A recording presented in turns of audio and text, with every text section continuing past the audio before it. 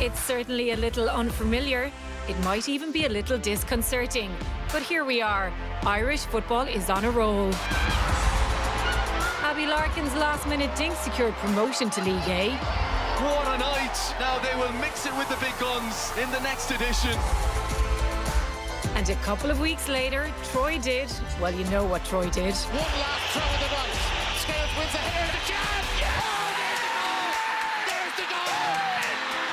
That's Troy Parrott! And now the men have a date with Destiny on March 26th, and hopefully another one a few days after that. But tonight, the women are back in the big league. Let's be really brutally honest, they're one of the best in the world, and when I say that if it was a France-Netherlands World Cup final, I don't think anybody would be complaining. Promotion to League A doesn't just mean we get to test ourselves against the best in the world. It also means a guaranteed World Cup playoff, even if we finish fourth. We've done our job in terms of increasing up to League A, and I think if we want to be qualifying for major tournaments, we need to be ready to compete against the best, and that's what this League A campaign is going to be about.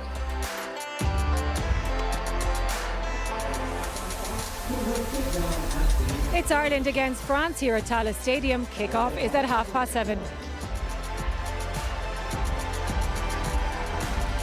Lots of big games and tough opponents to come. Only top spot is guaranteed a place at the World Cup. Poland against the Netherlands has already finished. It ended 2-2. Earlier, Tony caught up with Megan Connolly as she got off the coach. Megan, welcome back. You missed the playoff against Belgium with injury. How are you feeling? Yeah, great. Yeah, so happy to be back. Obviously watched those games, wishing I was there. Was so proud of the team. Got the job done, what we needed, and obviously this is the start of the campaign now for the World Cup, and everyone's really excited to get started. Belgium were a higher ranked team, but France ranked 7th in the world. That's going to be a tough proposition out there tonight. Yeah, absolutely. They're one of the best teams in the world. We know we have to be at our best to get a result. We've prepped all week, and as I said, everyone's ready to get going.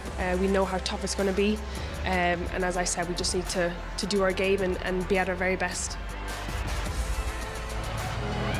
You're very welcome along to Tallaght Stadium. I'm delighted to be in the company of Louise Quinn and Anya O'Gorman. It's so brilliant to be back, Louise.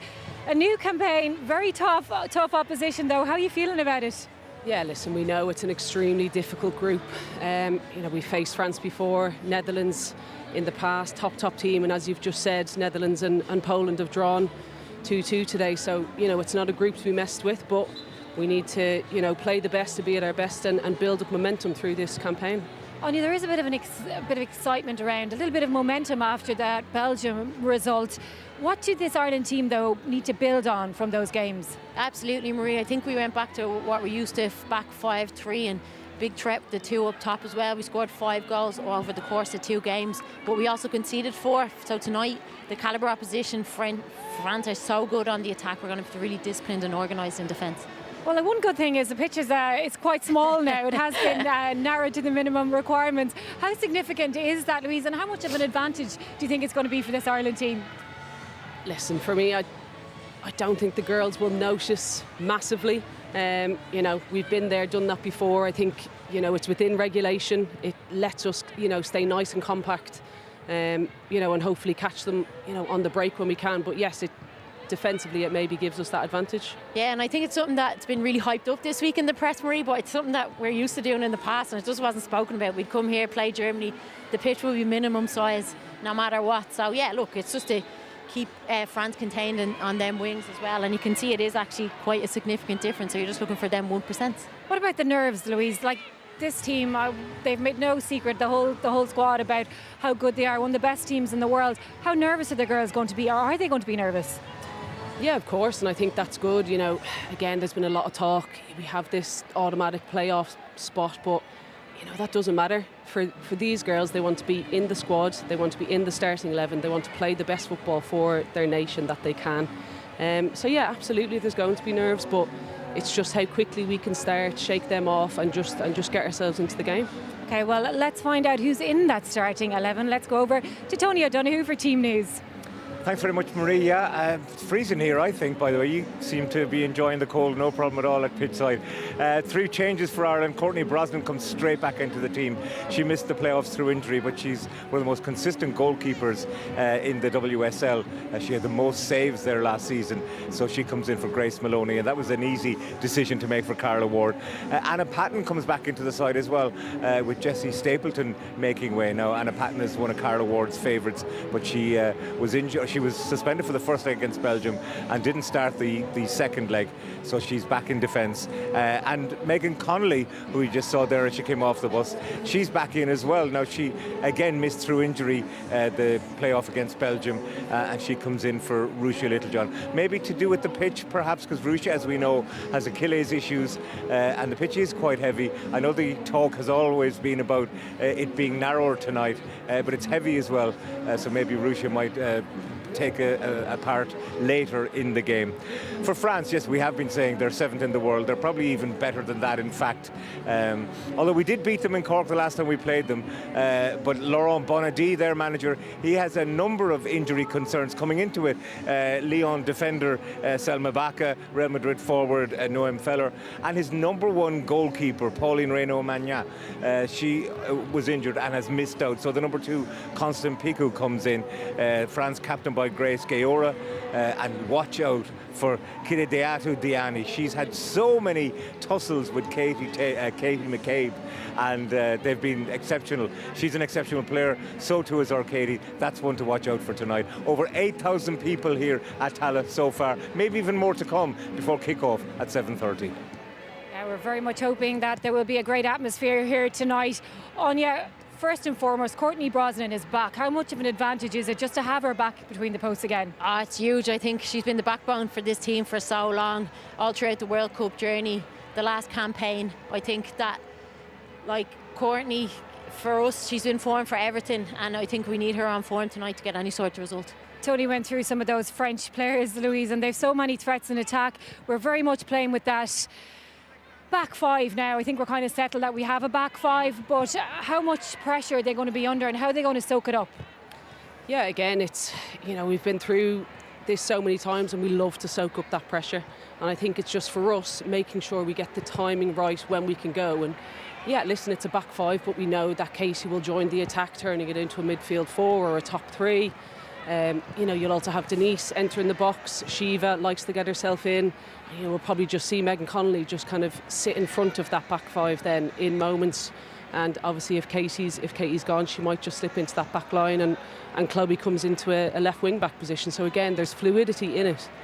What about solidity, though, when you think about Megan Connolly and the role that she's going to have to play back in, and again, just trying to get around the park and neutralise those threats on you? Absolutely. I think Megan Connolly is a really experienced player in there.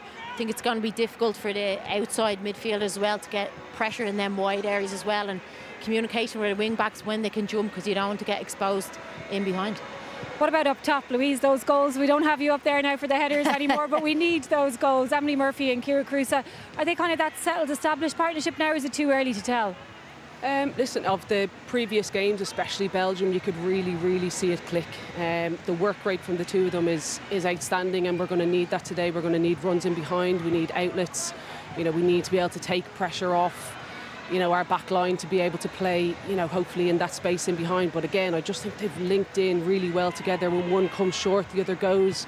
We know that Ciara can hold up the ball really well, and both of them just have a really strong engine in terms of what we can do. But it is about being clinical today. We're not going to have many chances, but we have to test their keeper. Anya, it's a settled team and it's an experienced team. Are you happy with the selection and with the shape that we're going to play? Yeah, I think so. I don't think you can go too far off the base that we built against Belgium. I think obviously Anna Patton's back in. Jess Stapleton hasn't had too much game time in her club. Megan Connolly comes back in for Ruesha. I think we always debate her game time for her club, but no matter when Ruesha's turned up for Ireland, she's always performed as well. So maybe they're saving her for the Netherlands game on Saturday. I think Abby Larkin might be a little bit disappointed. She's came on both games, done really well, and obviously got that goal that got us into Ligue 1.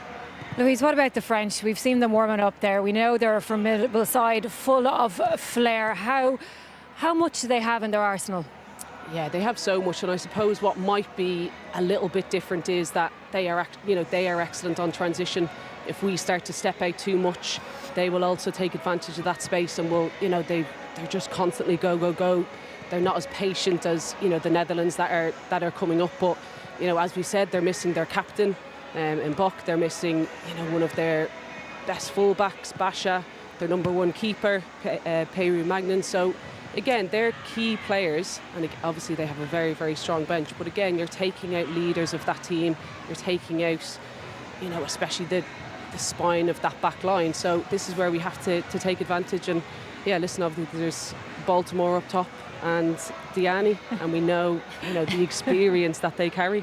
Yeah, I think so. I think they're stacked full of quality. I know they're missing players, but the players that come in are nearly like for like, and if we leave any sort of space, they're just going to try and expose it. Yeah, well, look, this is exactly where the Ireland team want to be. Time for a very quick break, but first, let's hear from the two managers. Carla, you've made 3 changes as far as I can see, and Courtney Brosnan was always going to come back, I guess. But Patton coming in, did you have a big decision to make as to who was going to come out for Anna Patton? Yeah, of course. It's we're blessed with a lot of quality back there. I think Jessie's been unbelievable, hasn't she, for us this year? And she's somebody that will be massive for this nation moving forward. But Patsy for me is one of the first names on the team sheet. She's a seasoned pro. She's arguably one of our best defenders, and she's certainly somebody we're going to need tonight. The last game between Ireland and France in Cork was a surprise, I'm sure, to many in France, and a very good win for Ireland. Has that any bearing on tonight? Yes, I was there, so I know the game will be very hard. The context was different because it was just before the Olympic Games. We qualified 4 days before. We moved many players in the team, but no excuse. The Ireland deserves this victory. A lot of talk about the fact that you've narrowed the pitch, made it more compact. It's not controversial, it's within the rules. What do you hope to gain from it? Yeah, look, I think France scored 47% of their goals last season from wide areas. We know their threats in wide areas, and we need to try and close those spaces. So it's not controversial. It's playing the game, and it's something we believe might help us. 1%? Absolutely. Best of luck to you. Thank you very much. Now, there's plenty of focus on Katie McCabe's next club move, but for now, her focus is very much on what happens here in Tallaght this evening. She sat down with Tony.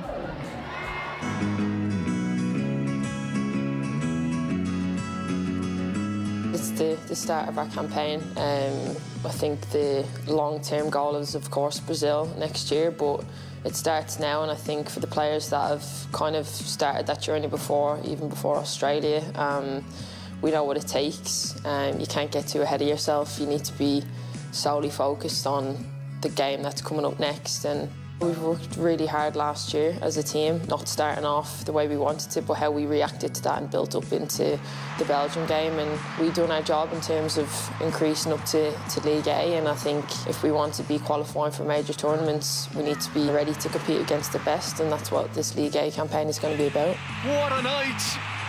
A scout taken in promotion to League A of the Nations League secured.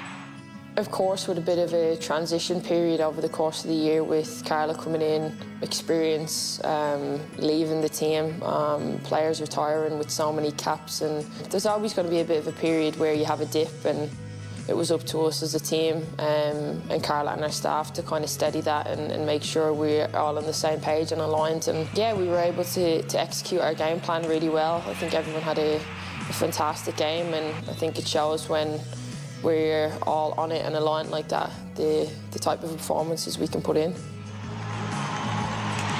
What a night for the Republic of Ireland at Páirc Uí Chaoimh as they beat the number 2 side in the world by 3-1.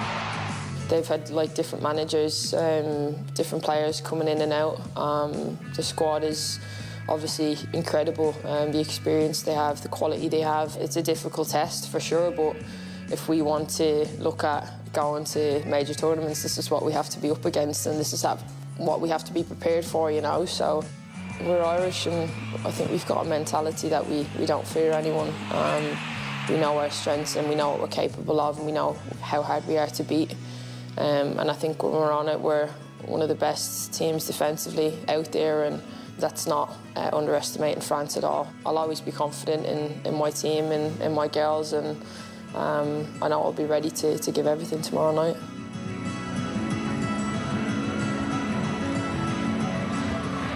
Now, Katie McCabe has been such a brilliant leader and such a captain. She's going to be around for another few years yet, but because we're talking about her going to a new club, we're almost starting to think about the next phase in Katie's career. And in a way, Louise, have we just accepted that, OK, there is an over-reliance on her, but it is what it is, and it's great to have her? Yeah, absolutely. You've got to, you know, in moments work around that, but when she is, you know, and let's say even if she's only at what we say is her 50-60% of what she can do, she still plays a massive part in the game and has a massive impact on how we play. But you know, you've also got to bring Courtney Brosnan into that situation, and of course as a goalkeeper if you're not having a good game, but she has been exceptional for us these last few years. As has Denise O'Sullivan as well, and we're seeing her a bit more now because Anya, she's with Liverpool, she's playing out of her skin.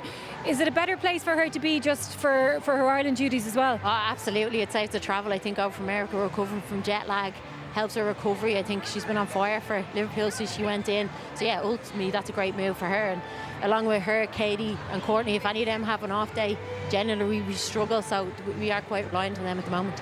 Louise, does it feel like a more settled team? You know, it's a year now since Carla's taken the job. The squad hasn't really changed. Maybe the goals have changed because we're now trying to get to that World Cup. But does it feel like this is the squad to get there?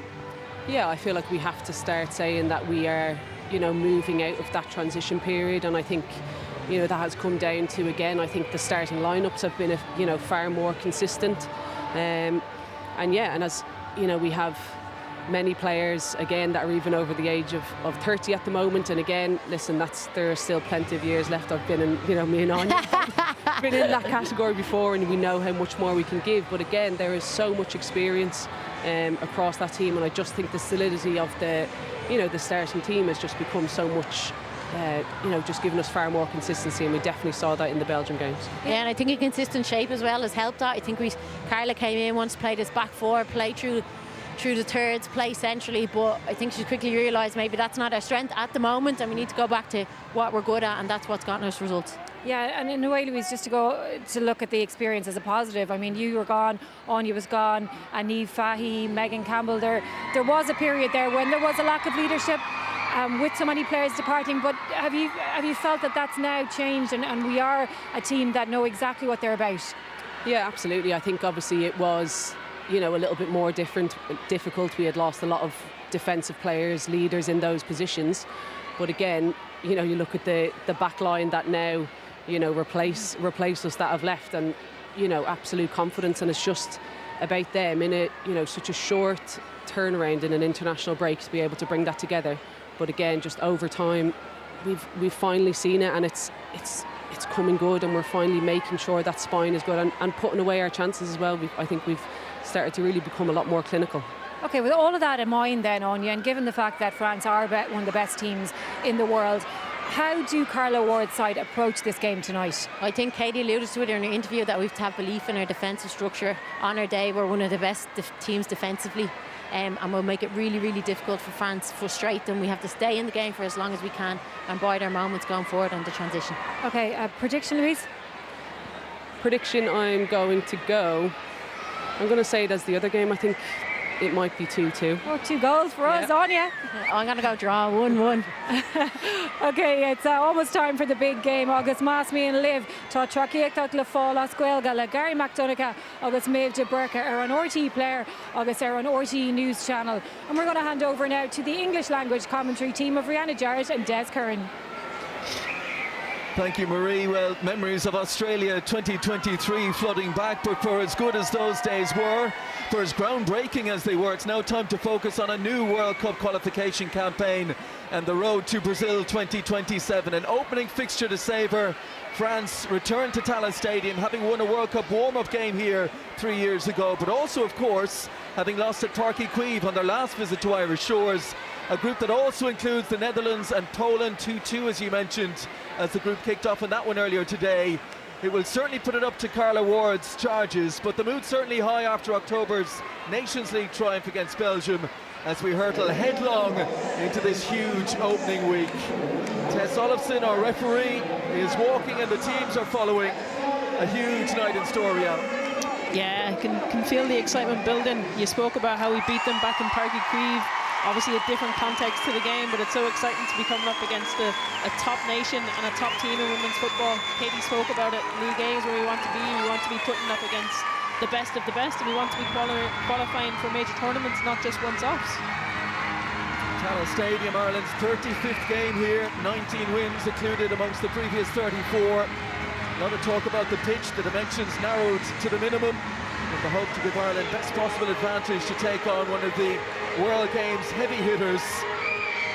A little soft underfoot, but thankfully the rain has abated, so we don't have that to deal with, and fingers crossed we won't have. So how will the opening night go? Let's take the anthems.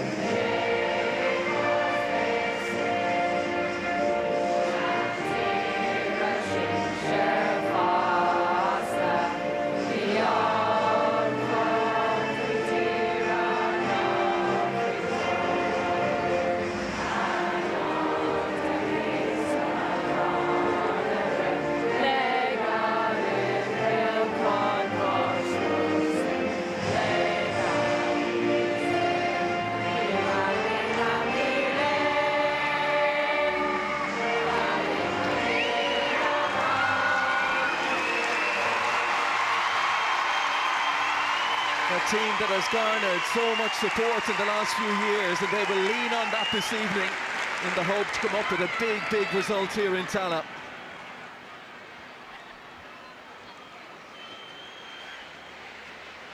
Let's bring you the team news then. Carla Ward goes with 8 of the 11 that started the second leg of the Nations League playoff against Belgium in Leuven.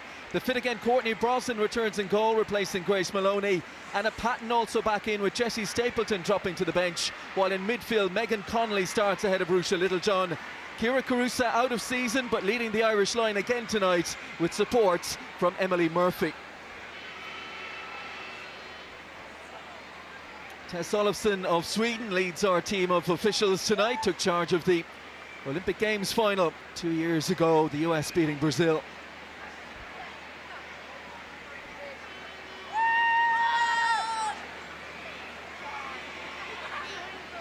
The pre-match formalities almost at an end. The nervy moments ahead of kick-off in what is such a challenging yet exciting group for this group of Irish players. Katie McCabe in situ, just waiting on her upset number to arrive. It's Grace Gaoro in the absence of Galgenwaard Bati, who is captaining France. Two hugely experienced campaigners, two with over 100 caps for their country. Katie McCabe and Grace Gaoro.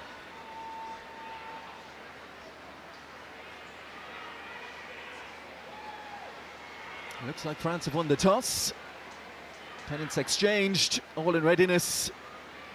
And what about this France selection? Laurent Bonadé without regular frontliners, Pauline Perrot-Magnan and Galgenwaard Bati, Selma Basha and Delphine Cascarino all ruled out through injury. So Constance Pico now starts in goal behind a rejig back four of De Almeida, Lacroix, Samura and Pearl Moroney of San Diego Wave, who wins her 14th cap, having returned to the fold in December. A midfield led by Gayoro, her 108th cap. And with that embarrassment of riches up top, Diani, Matteo and Baltimore, they get the nod. Over 50 international goals between them.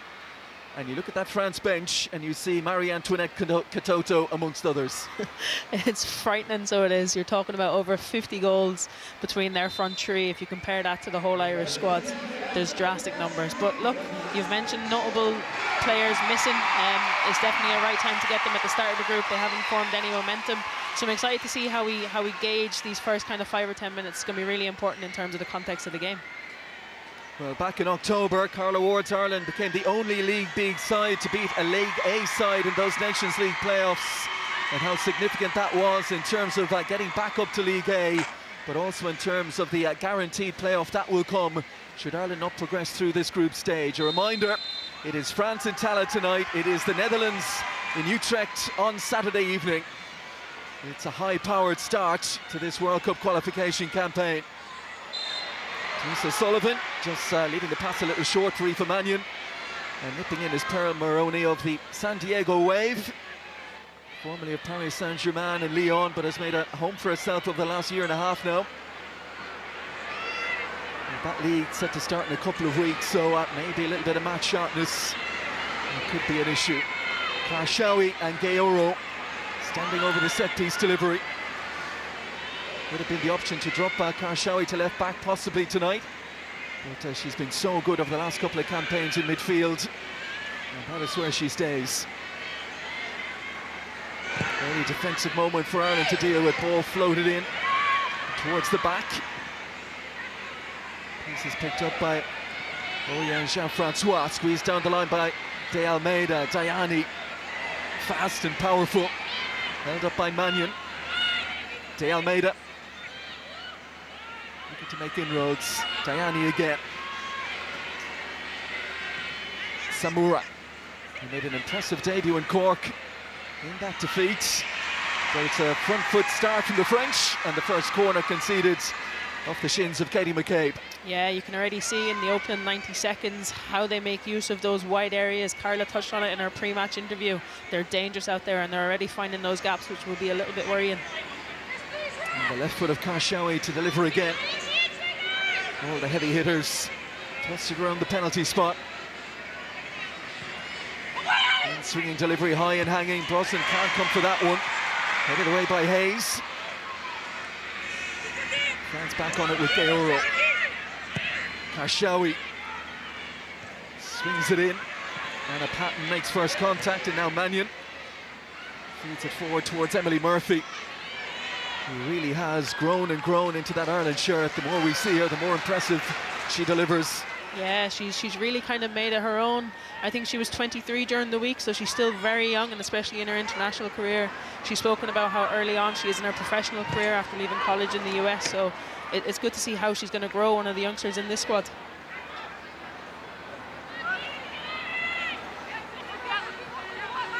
Aoife Mannion, who missed out on the historic World Cup adventure 3 years ago through fitness issues. Murphy looking to drive through the middle here. And the recovery challenge was from De Almeida, who felt it was clean. Referee didn't think so, and it's a yellow card to boot. And a good attacking position here now for Ireland. Yeah, it's the first glimpse we've had of Ireland in an attacking sense. A really good drive by Denise O'Sullivan and a great spin by Emily Murphy, who we were just talking there. I think the French defender will feel a little bit hard done by, but Emily will be delighted with that. Seemed to get there, De Almeida, but maybe a little hook on Emily Murphy after the ball had gone. Centre back for her club, but a right back for her country, De Almeida. And this is inviting Megan Connolly, who missed out the games against Belgium due to injury. Hamstring problem sidelined her then, but she has placed this with a real intent. Katie McCabe there as well. I think this is definitely in Megan Connolly's range. She's shown before in an Ireland jersey that she's got the quality to deliver from this sort of an area. Two dangerous options. Constance Pico Trying to read this one. Connolly has thrown Pico into the save. Got across, 2 strong hands to it, put it behind for a corner. I think Megan will actually be a little bit disappointed with that. I think it was a little too central. The keeper made it look a little bit more difficult than it was, but a great opportunity here from the first corner. You can hear the referee just asking Denise O'Sullivan to be careful here. Getting involved with Sandy Baltimore.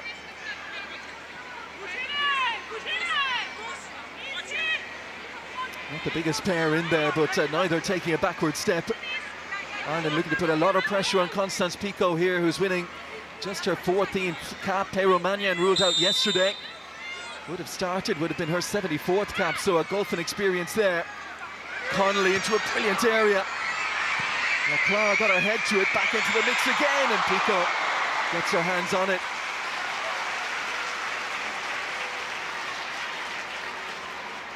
And a pattern up threatening. Yeah, a positive redirection there from Kate McCabe. A little bit disappointing that no one was attacking the first ball from Megan Connolly. Was definitely put into a dangerous area, and a free header from the French defender. He'd be a goalkeeper these days with the emphasis on set pieces. The goalkeepers are a little bit protected in those sort of areas as well, Des. Oh, Baltimore played a lovely ball for Diane, who got the run on the inside of McCabe. These two resuming a battle that we saw at club level last season. De Almeida puts it in, good clearance. Tori Mustaki met it on the half volley. Good early pace to proceedings here. Georo left behind her long career at Paris Saint-Germain, 11 senior seasons to head to the WSL and the London City Lionesses.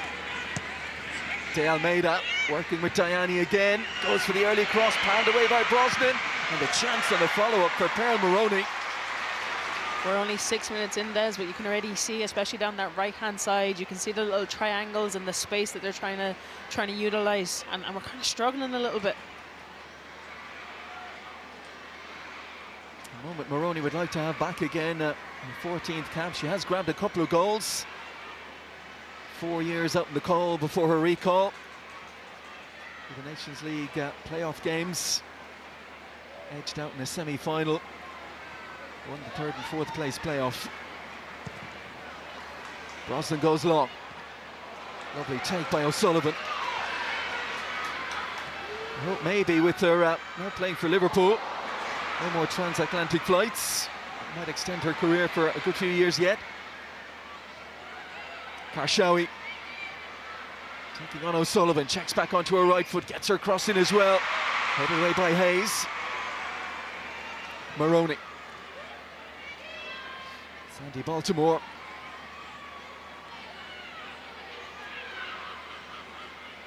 And plenty going to Karshawi in these early minutes.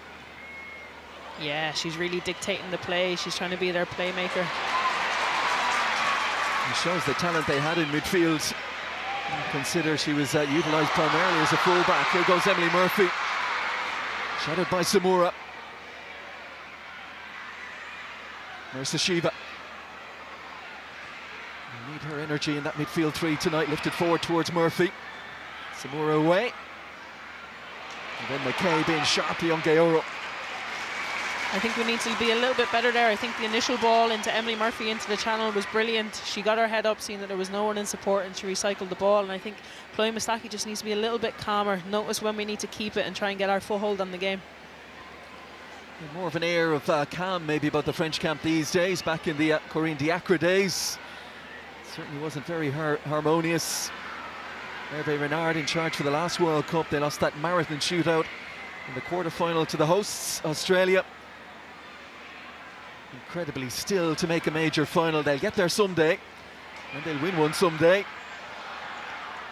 Yeah, the pressure continues to mount. You feel like once they make it to one and once they get that victory, that they'll be unstoppable. Quarter-final of the Euros as well, just gone by last year, and that was one they left behind. Germany reduced to 10 players inside 15 minutes. France ended up losing it in a shootout. Yeah, it's one of those where you expect a team that has the player advantage to take foothold on the game, but you see it so often that it's the team that's gone down to 10, they have that extra bit of focus and their momentum kind of shifts. And they've been so impressive in the group stage, but that monkey remains on their back. But tournament football is about peaking at the right time, Des, isn't it? There's no point playing all your best football in the group stages. You need to save some of it and continue that momentum in the latter stages of the tournament. Yeah, and it was yet another tale of woe for them. Here's Diani, who's back in tandem with Katoto these days, with Lyon, having formerly been together at Paris Saint-Germain, famously halting the 14 in a row run of Lyon back in 2021. Lyon remaining very much the dominant force, 18 of the last 19 French titles. Good intervention by Moustaki, came a long way to win that ball. Looking to spring Carusa here, Lacroix wants her goalkeeper to deal with that one, and Pico sends it away. Mannion strong. Good on the ball going forward as well, Aoife Mannion, as she's shown in her Ireland career. Anna Patton looks for a big switch, taken down by Emily Murphy, who gets a shot away. Oh, good save again by Pico. Well, maybe a little bit too close for her in the end, but lovely ball from Patton, the perfect weight, beautifully taken by Murphy. Yeah, it was a fantastic ball. You can see it here. Great movement. It just dips at the right time over the centre-back's head, and Emily will be a little bit disappointed.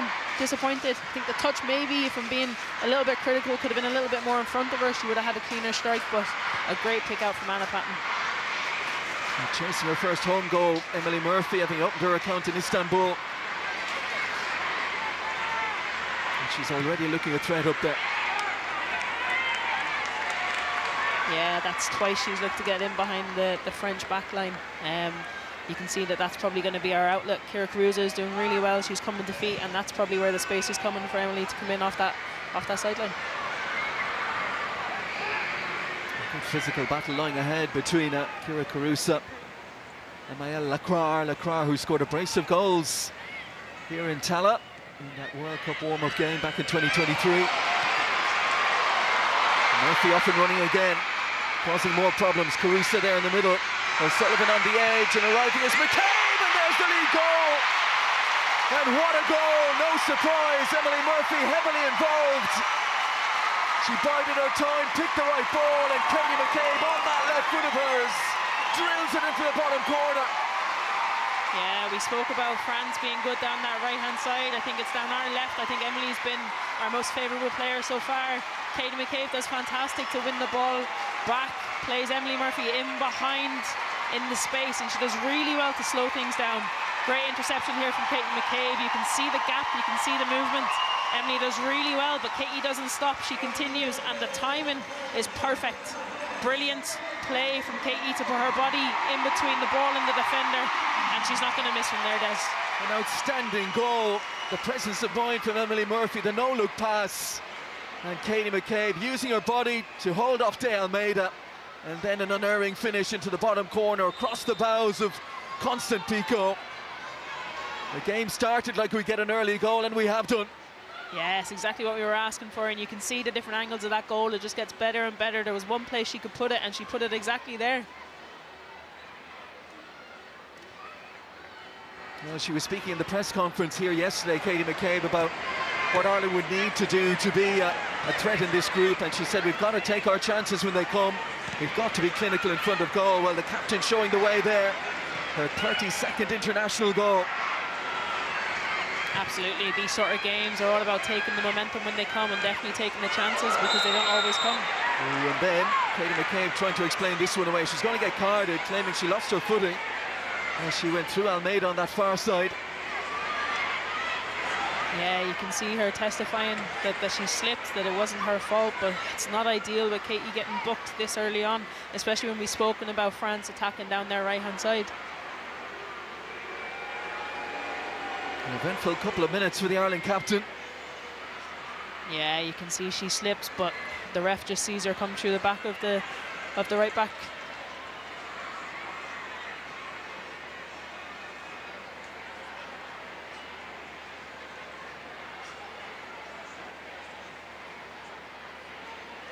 Stating her case, Katie McCabe, but the yellow card will stand, and she'll have to be on her guard now. against that twin attacking threat of Elisa De Almeida and Kadidiatu Diani.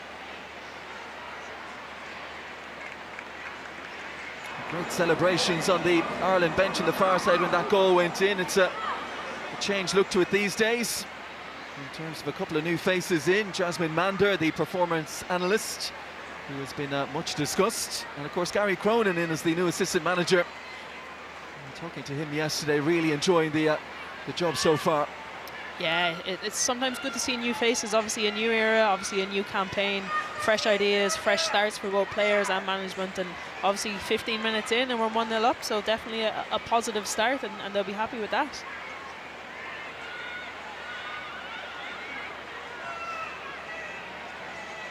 So France, who made a positive start to their own, brought back with the concession of that goal, looking to respond here.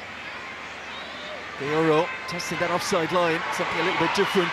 But to go into the feet of Clara Matteo, that breaks down. And in the end, it's all the way back to Constance Pico. Yeah, something off the training ground that didn't quite work out. Selection of Clara Matteo of Paris FC as the centre forward is an interesting one with Katoto, Mallard, Kelly Gago all on the bench. Matteo more of a maybe a false nine or a wide player at one time. Loads of goals over the last couple of seasons. Player of the year in France last season. Different sort of centre forward to Katoto. Yeah, absolutely. And different games call for different types of players. She's obviously earned the right to perform, and she'll be looking to prove that tonight. But as you've spoken about the options that they have from the bench as well. And looking to go into feet from Gaoro. Lacroix. No damage done as Gaoro picks it up again.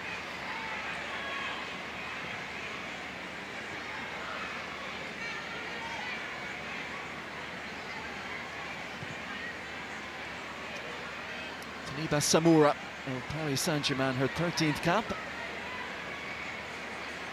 After her first one in Cork, maybe one of the standout performers for France that evening. Maroney, and Denise O'Sullivan worryingly is only getting back to her feet now. Took a knock in attempting to make that tackle. Yeah, that's not what we like to see. Denise is so important there in the middle of the field for us, and this unfortunately doesn't look too good, Des. Denise doesn't stay down. She's not one to stay down unless there's something wrong with her. Famously scored in that game down in home soil, down in Parc Cuivre. Let's have a look again. Side of the ball, reaching across, and then did it just that knee just buckle a little untidily underneath her. Yeah, it looks like when she went in to make the contact that it was in an awkward angle. It seemed to be a little bit of an extension in the wrong way. I saw Jamie Finn going out for a little bit of warm-up on the far side, but Denise O'Sullivan so key to Ireland's prospects and has been since she made her debut back in 2011 over in Newport against Wales. Yeah, she started as a centre forward that day, and I believe that was down in Cork.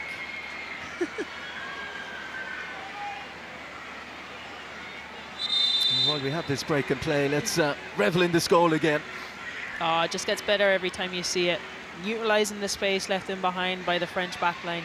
Emily Murphy does so well. I spoke about it beforehand, just holding on to the ball a little bit longer just to allow players to get forward.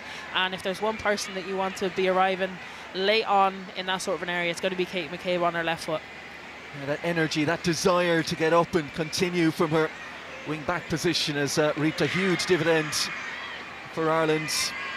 Lots of speculation around her club career at the moment. She's into the last 6 months of her decade at Arsenal, so she is able to talk to other clubs. Interesting to see how that one will play out. Yeah, I know she's been asked a lot about it lately, and there's been a number of articles and people talking about it on social media, but for her, Arsenal are still in the Champions League, so she's only focused on one thing with them, looking to win the Champions League back-to-back. The WSL looks Manchester City's for the taking, ending Chelsea's dominance. Arsenal defending the Champions League title. And just to note, Katie McCabe has played in every game for them this season. Yeah, Murphy. We spoke about the French dominance, but Chelsea have dominated the WSL for years, so City will be delighted that they're front runners for that with very few games left to go. Here's Gaoro. Very elegant operator in that midfield. Grace Gioro, De Almeida and Dayani. De Almeida again, that's loose, picked up by Megan Connolly. Centre of back three at Lazio. Yeah, she's very versatile as Megan. Even in an Ireland jersey, we've seen her play in front of the back line, but we've also seen her previously play in a back three as well. Brings that versatility that every manager, club and country loves. And her pressure there, a little bit too eager. Yeah, it's good to see her back out there starting in an Ireland shirt. We've spoken about it over the last number of games of who's going to be that starting number 6 and who's going to protect the back line. Obviously, Rusha not playing today. It's Megan's turn to put her stamp on things again. Lacroix to De Almeida. Diana, you can see McCabe is right on her toes when she receives it. She's a powerful runner, Diana. Don't want to give her those opportunities. Here is Matteo dropping into that false 9 position just to get involved. Pass forces Diana wide. Karshawi. Diana again. De Almeida. And another pass given away. I think you can see a big difference there in terms of Ireland and our defensive shape. We managed to get a lot more numbers in and around the ball in that right-hand side for the French, which has kind of closed up the space that they were operating in the first kind of 10-12 minutes.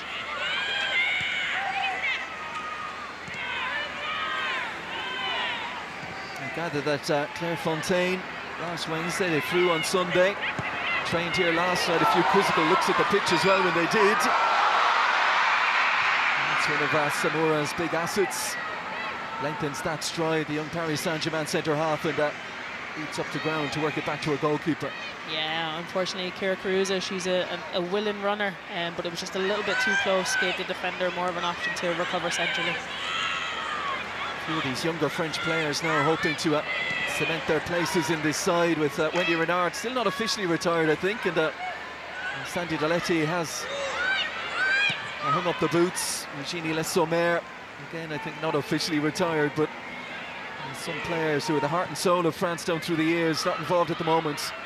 Yeah, it's always difficult for any nation when they lose players that have been around the fold for a long time, but they've got some exciting youngsters, as you've mentioned, that are looking to put their own foothold on the thing. And as you said, the French have never won a major tournament, so. Diani. Matteo. Karshawi. Jean-Francois. De Almeida in low, lovely pick out as well. Here is Matteo, crashing one goalwards. Ireland getting bodies around it again. And in the end, the presence of Chloe Mustaki forced the final effort off target. Yeah, that was a great ball in from De Almeida there to find her in the space. Great recovery by Caitlin Hayes. And Chloe does well to get the pressure on there then as well. Ireland looked in a little bit of pressure there for a split second.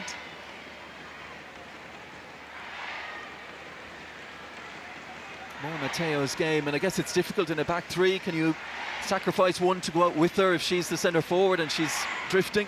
I think that's the luxury of a back three. It should allow one of your centre backs to step in if she is drifting. You should have the cover, but the way the French play, they like to get 3 or 4 bodies in contention to receive the ball, so it makes it a little bit more difficult. Lovely flick from Matteo there, who after a slow start is starting to exert an influence now. Baltimore. They take on Anna Patton, who stands her ground. Part of an Aston Villa side, along with Oriane Jean-Francois, the French midfielder. They've been struggling of late, shipping a lot of goals. Anna Patton, in the circumstances, they're happy to get away with the national team again. Yeah, obviously as a defender, that's the last thing you want, but the beauty of it is when you come into international duty, club form goes out the window, and she's playing regularly, she's back involved, and that's what's important. Carla spoke about how important she is for this Irish team, and that's all that matters over the course of these next 2 games. So come off the bench into a holding midfield role. In the last game in Leuven, Anna Patton. Yeah, Carla touched on her being versatile. I do think that her best position is centre back, and that's why she slotted straight back in. Switch to a back three certainly seems to have worked, doesn't it? We certainly have enough talent and enough backup in terms of numbers in those areas? Yeah, I think in terms of the profile of the squad and the players that we have, it seems that a back five is better suited. I know Carla came in and for her first campaign she tried and toyed with the back four, but unfortunately we were leaking goals that we never would have conceded previously, so she's gone back to that and it worked in the playoffs, and she's sticking at it. Pass too heavy from De Almeida. That loss in Slovenia, the nature of it, the goals conceded, was probably the one turning point. Beyond that, Ireland got their house in order. We saw the home game against Slovenia, the home game against France. Beyond that, yeah, that first away game, it was, I've never seen Ireland play a game so open for us, especially defensively, and we were punished, and we were punished quite early on as well. So I think that the fact that we were able to turn it around and win the playoff in the manner that we did proves that it probably does suit the profile of players, as I've spoken about. So Sullivan back into the action. Hopefully that's not any extra concern for the knee, more for the strapping had come loose and has now been discarded. Made a tough stuff, Denise O'Sullivan. Yeah, they don't make him like Denise anymore. She's fantastic in all aspects, and if she's going to come off the pitch, then there's going to have to be something seriously wrong with her. Left North Carolina Courage as their all-time record appearance maker as well. 7 senior trophies to boot. Karshawi. Oh, that one's carrying through to Baltimore. Excellent touch from Mannion. Maroney. And Mannion there to intervene again. A pass given away by Connolly, and then a shove that the referee will allow an advantage.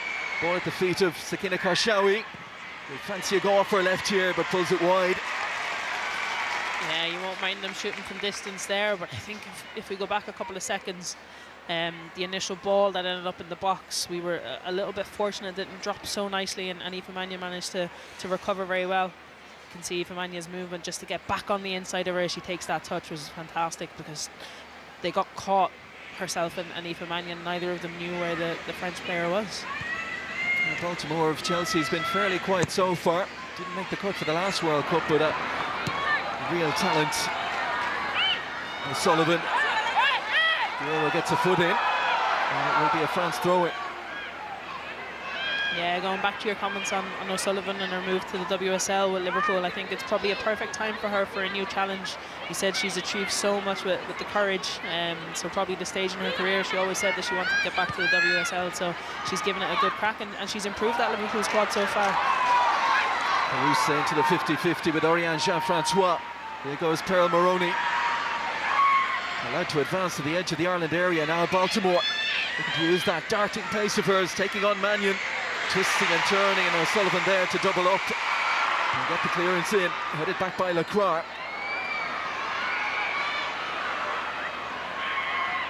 France back in possession. Karshawi. Yeah, they're starting to get a little bit of momentum now, the French, but you've seen when they broke away.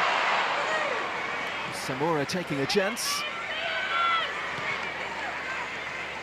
Diani. Knowing Katie McCabe is on that booking. Did enough to drive at her there. Here's Karshawi again. Takes it back from De Almeida. Sets up her full back to cross. Has to be dealt with at the near post, and is by Chloe Mustaki. In the end, the efforts skied over by Jean-Francois. Yeah, it's tough work in the midfield there for the Irish midfield three of Marissa Shiva, Megan Connolly and Denise O'Sullivan. We've seen previously on our right-hand side how Denise got back to protect Aoife Mannion and give her that cover on the inside, and you can see Marissa Shiva doing the same on the opposite side. The French are starting to move the ball a little bit better. 14 wins, 4 draws, 4 defeats, that man's record since taking over. That pass by Mannion, Matteo was retreating. And she's still in the thick of it here, Clara Matteo. Space of the premium though, Ireland with so many numbers. Challenging on the edge of the box. Samura. Sets it in front of De Almeida. Taking on Shiva. Diani. Slips a little ball inside Karshawi. They've worked it well here. Is there an effort on goal at the end of it? Ireland plugging the gaps and everyone back behind the ball again. Yeah, they're putting in a good shift there. You can see that the French were just trying to find those little pockets, and we're just very fortunate that that last ball to the edge of the box was slightly behind her, that it forced their momentum backwards. But a corner here for France now.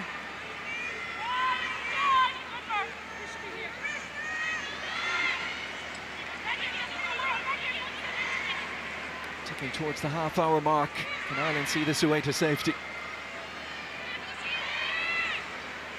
Shawi set to deliver again. Jean-Francois looking to evade the attentions of Aoife Mannion. Heading around that near post, the shout from Brosnan is away. Hayes gets her head to it. And out for another corner. Yeah, that's a strength of Caitlin Hayes', and it's great to have her in there. Maybe one of the things that maybe pipped her ahead of Jessie Stapleton for this game. She's very dominant in both boxes, and I think that's once or twice now that she's been first to get her head on a French delivery. Hasn't been starting of late for Brighton, but very much trusted. Caitlin Hayes had to earn Carla Ward's trust at the start, wasn't in the side. But once it became that back three.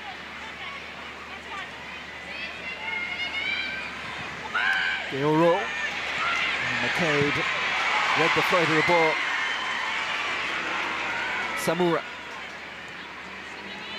And Shawi always available. Always demanding. Squeezed here by Emily Murphy. Gets it away to De Almeida.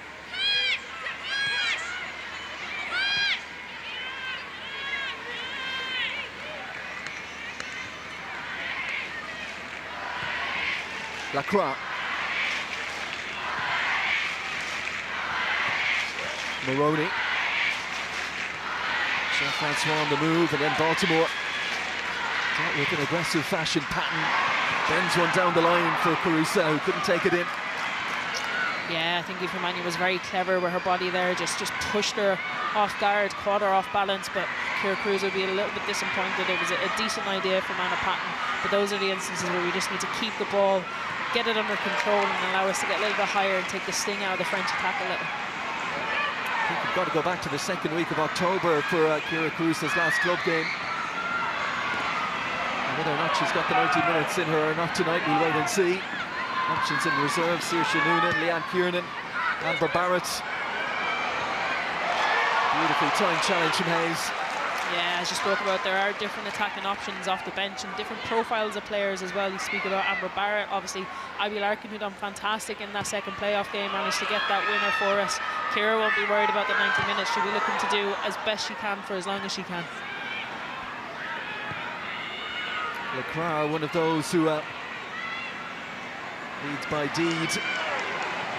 Hard to hear a peep out of her on the pitch, but aggressive, attacks the ball well. So cup football with Real Madrid.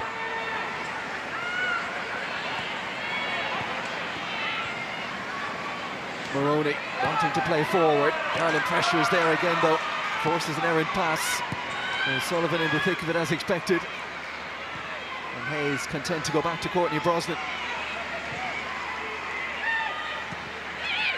Mustaki out to McCabe. Shiva showing quick feet and an ability to evade the challenges, and Emily Murphy letting the ball do the work. Being hunted down now. And that goes out for a France throw-in, but a clever bit of work again from Emily Murphy to escape down that far side. Yeah, she's very clever there, just to feint the defender and get in behind. Marissa Shiva was a little bit fortunate. She managed to make up for her mishap in the midfield there. Denise O'Sullivan stepping onto this as France give it away again. Shiva. Pieces picked up by Megan Connolly. And McCabe dispossessed by the aggressive Diani. Kashawi. I think that's twice now, Des, that Shiva's got caught on the ball. She needs to make her mind up that little bit quicker, and if she's going to retain possession, she needs to take that touch away from pressure and find the teammate. Maroney back with Lacroix. Pins it across to the far side. Elisa De Almeida.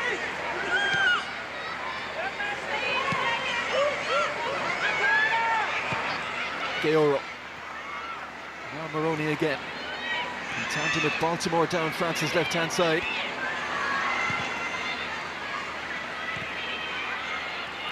Francois keeps it moving and available for the return. Baltimore, who was her teammate at Chelsea last season. Murphy. And she's emerged with it again, Emily Murphy, asking Carissa to give chase here. And Samura very calmly done once more. Yeah, unfortunately Caruso wasn't going to win that foot race, but positive thinking from Emily Murphy. The idea was right, maybe just the execution. And the France player down. Maya Lacroix feeling her left ankle here. Don't think the Irish players will be too upset about that. We'll allow them to, as we said, take the sting out of the game and maybe regroup and get a little bit of information between each other. Looks a little nonplussed at the moment, Laurent Bonadet. This is the incident involving Lacroix, who seemed to go down right on the ankle of Emily Murphy, who made nothing of it. Hard to see where Lacroix picked up the injury. Yeah, I was thinking the same thing myself. Maybe it's just the impact of her tackling Emily Murphy.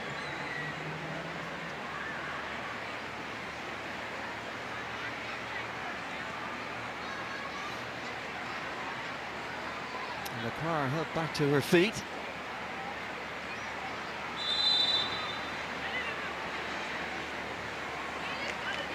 And looks like she'll be good to continue.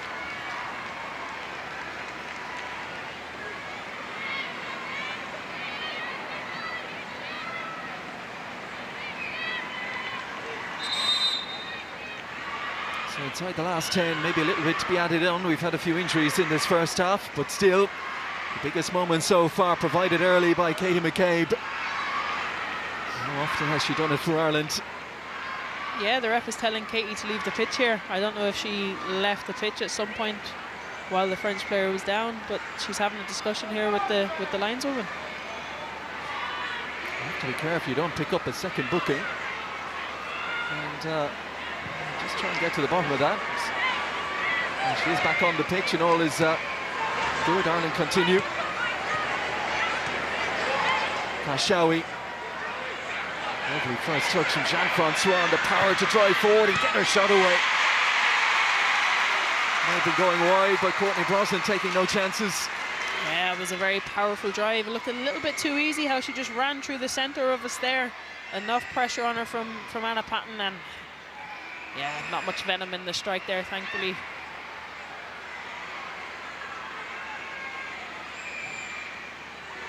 It's down their right-hand side again. Diani. We're back to Katie McCabe, checks back onto her right foot, digs out the cross as well, headed to the edge by Patton. Maroney has managed to keep the ball in possession for France. De Almeida, another crossing opportunity, charged down by McCabe, and Murphy has just kicked it into the opposition half where Picot is well advanced from her goal.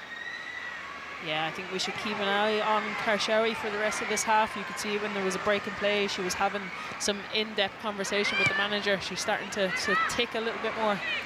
Very influential operator. Here is Matteo. Hayes in the perfect position.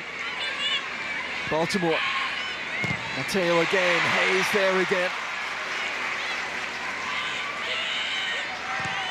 Ireland defensively have given France so little sight of Courtney Brosnan's goal, and now they look to counter. Emily Murphy. Here's the Shiva racing to get up and support on the far side. Murphy holds on, and now Mannion.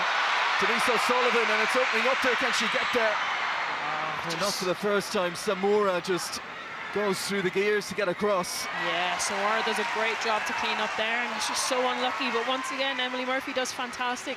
A great ball into her feet by, I think it was Kira Caruso, but she does well. She realises that there's no momentum going forward, takes a touch back, and it just allows Denise to make that late run, and just a little bit unlucky with the execution.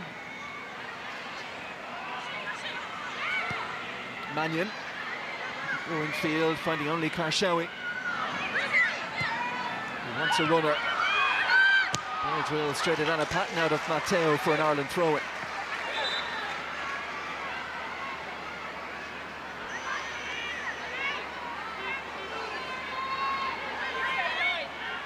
A positive result tonight would put Ireland in such a fantastic position.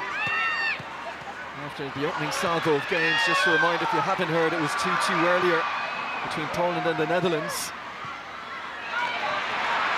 Poland go to Dijon on Saturday, Ireland go to Utrecht.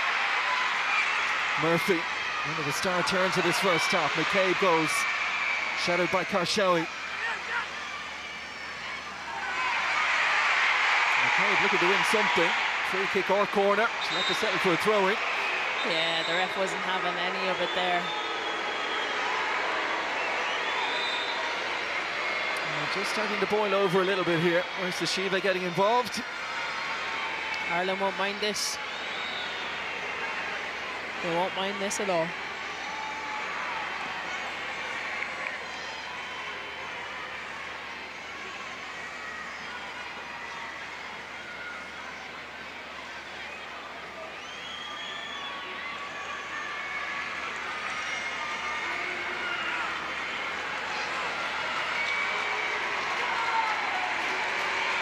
Two players hanging out of each other.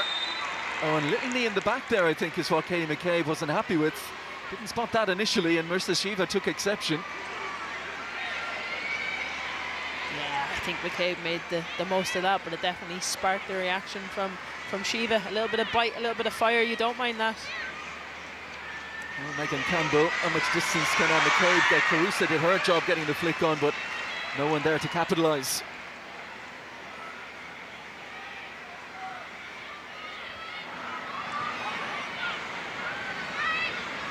Very encouraging opening 40 minutes. Oh, they're looking to take that lead now into half-time. De Almeida. Diani. Into the feet of Cara Matteo, Chloe Mustaki, right on her toes.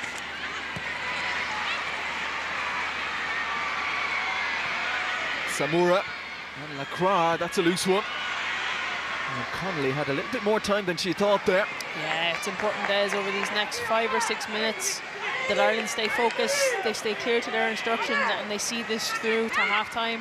I mean, if they can nick another one on the counter-attack, that would be fantastic, but it's important that we go in at half-time with our leads. And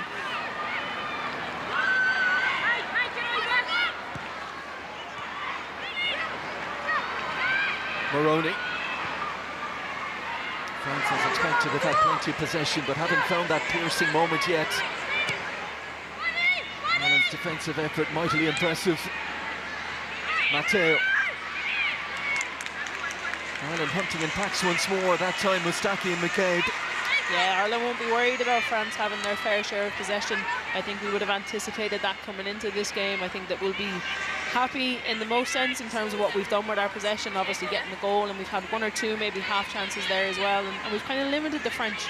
We spoke about their good play in the opening 5 minutes and down that right hand side, but I think we've managed to nullify it to the best part, and I think Courtney will be happy with her defence in front of her. I think when you look at the bigger picture, when Ireland were in that group with England, Sweden and France, it was almost about damage limitation, keeping that scoreline down, but that game at Carrow Road, change in the second half, Julianne Russell's goal, and just the confidence that brought into the final game in Páirc Uí Chaoimh. And there's just been that belief that as an attacking force, Ireland now can carry a threat against nations of this calibre. Yeah, 100%. We said that we want to put it up to these nations, and obviously we need to defend properly, but we also need to attack properly, and whatever way that looks like, if it's on the transition, we need to be better when we win the ball back.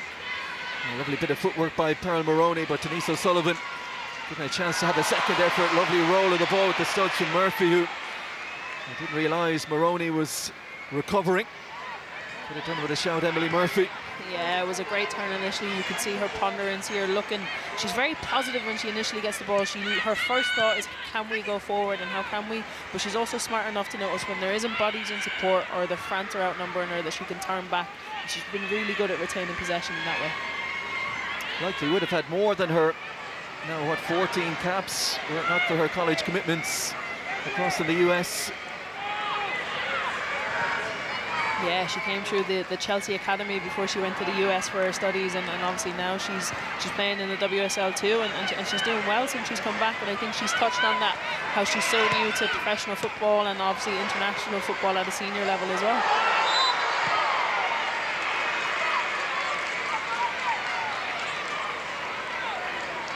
Katie McCabe does get the decision this time. Foot high from Diani. Yeah, she was brave to put her head in there, but I think she managed to get the ref on side there. That's smart play from McCabe.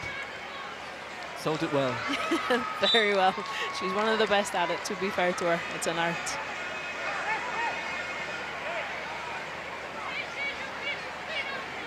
Well, we'll see the fourth official emerge soon to let us know how much will be added on at the end of this first half. Lots of positives for Carla Ward and her coaching staff to reflect on. McCabe down the line for Murphy. Faced up by De Almeida. Emily Murphy.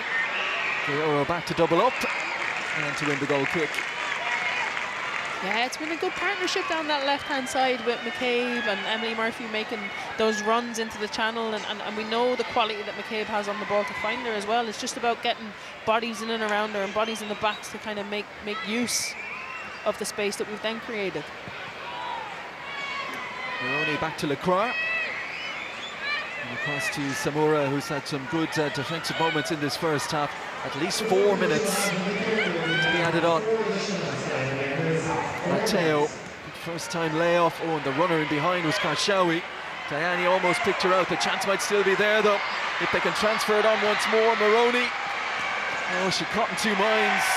There was a shooting chance, tried to lift it to the back towards Matteo, and the opportunity's gone. Probably one too many from the French attack there, but I think that Aoife Mannion actually does very well. She gets caught, she steps out initially, but she recovers really well to get the pressure on. You can see it here. She adjusts her feet and just kind of puts a little bit of doubt in her mind there and forces her back towards where all the bodies are.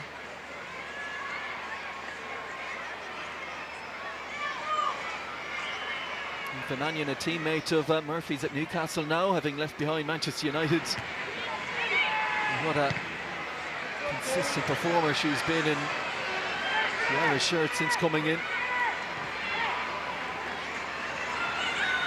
Yeah, she's been brilliant as she brings the quality on the ball, but she also brings professionalism and that experience of being in and around the WSL for so long as well. And there's been a lot of changes, enforced changes to that back line, high-profile retirements, and they've had to get not just bodies but quality bodies in those areas, and certainly choices to be made by Carla Ward. We see no Jessie Stapleton tonight. Yeah, obviously it's good to have options there, and options that bring in real quality no matter who's playing as well. And for the majority of it, you talk about Anna Patton playing at the highest level. Obviously Caitlin Hayes making that move to Brighton. It probably hasn't worked out exactly how she would have wanted it, going from being a consistent starter with Celtic, but they bring quality and they bring quality in their own right as well, Des. And they have shut France out for 45 minutes plus here. And we get into the dressing rooms now at Tallaght Stadium in front. Diani against McCabe. Cross lifted to the back. What a touch to take it in by Denise O'Sullivan. Couldn't find a way out though.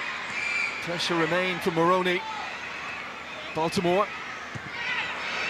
And Hayes, the rock at the heart of that back three again. Lacroix. France try and increase the tempo late on. Lacroix stepping in. Baltimore. Slips it to Matteo, lovely layup from Karshawi. Manages to keep the attack alive. Or did she? No, she didn't.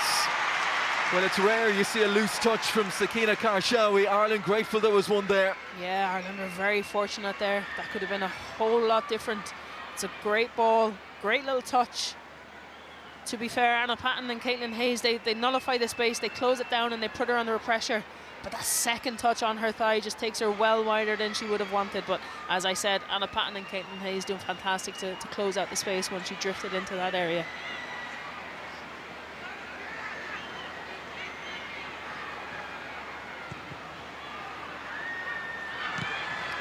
Out down the middle, volleyed forward by Baltimore. Here is Clara Matteo and Diani.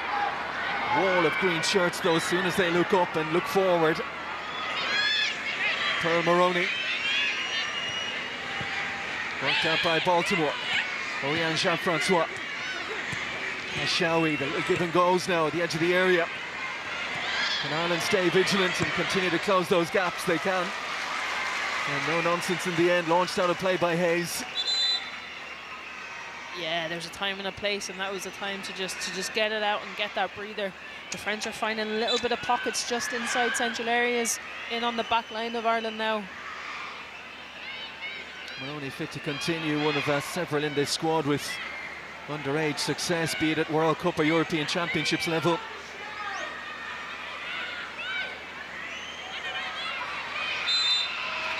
And that will take Ireland through to a rousing ovation from the crowd at Tallaght Stadium. They lead France by 1-0 in this World Cup qualifying opening game. And what a goal it was, fired in by the captain Katie McCabe in the early stages after super work by the impressive Emily Murphy. 45 minutes still to go, but an encouraging start from the Republic of Ireland. We'll take a break on a half-time scoreline of Ireland 1, France 0.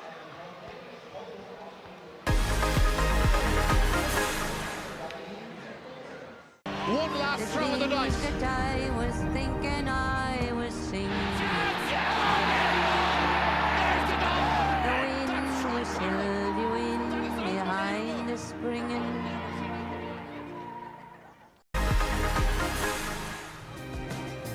It's Advantage Ireland here in Tallaght Stadium. A determined Emily Murphy laying off for Katie McCabe, who made no mistake to put Ireland ahead. A deserved celebration from Katie McCabe there, and Ireland lead France by 1-0.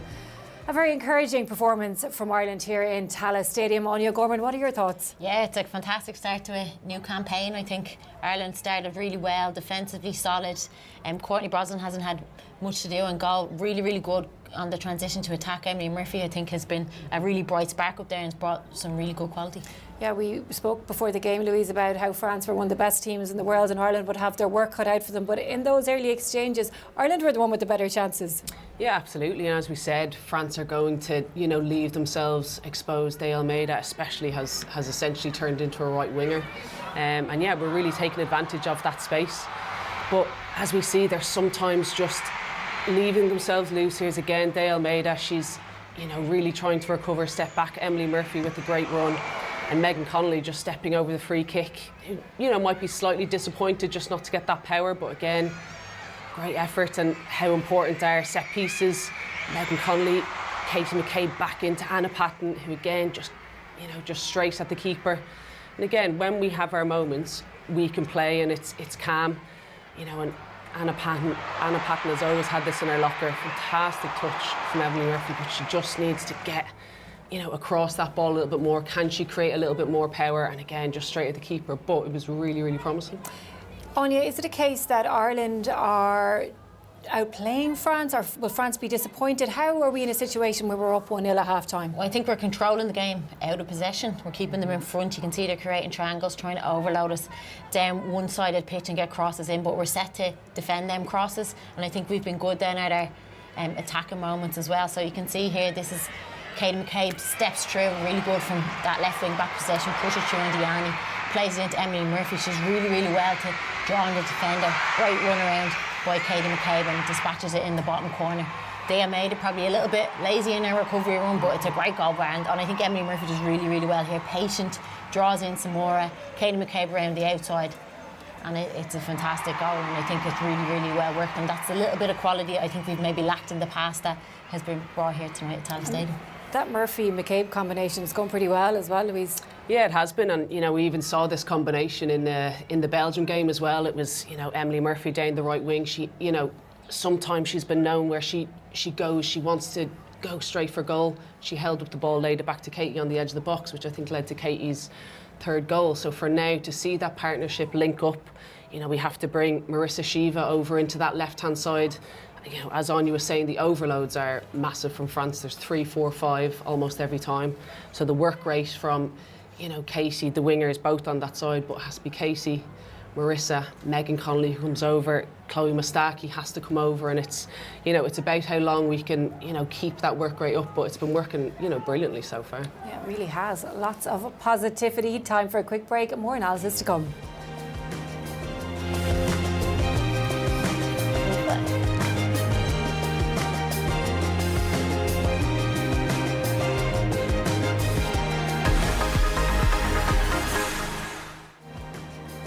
Women's World Cup qualification quest continues on Saturday evening. We've got live coverage of Netherlands against Ireland on RT2 and the RT player from 7:15. We're back here in Tallaght Stadium. Ireland are leading France by a goal to nil. Only a really big second half to come. Do you think the midfield can sustain the work rate needed to contain France? Yeah, it's going to be difficult. We're asking a lot of them. We're asking them to cover wide areas, central areas between Marissa, Megan Connolly and Denise O'Sullivan to really shift over. Our back five are staying and just nullifying that spacing behind. So yeah, I think it's a big ask for them now in the second half that we don't open up that midfield area. Are you expecting more from France, Louise? I think so. I think they're going to do a lot of similar. I think they still are getting some joy. It is just their final ball. When they're coming to the end line, it's generally being clipped into the middle. You know, driving it back across might be their way to maybe break through this Irish team. Carla will be happy. Will she make changes, do you think? I don't think yet. I think you maybe have to assess as the game goes on if there's fatigue. Hitting into them front players, the midfield area as well, and whether they need fresh legs. Are we putting it down just to being a settled squad, Louise? The fact that they are so comfortable out there and composed as well.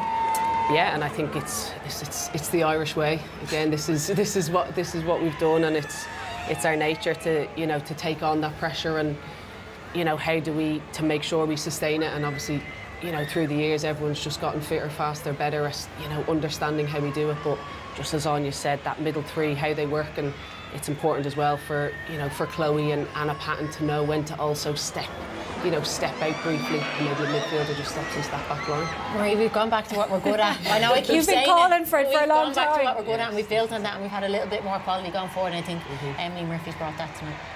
Yeah, she very much is. It looks like Anne-Marie Katoto is coming on here as well. France do have so many big guns in their reserve.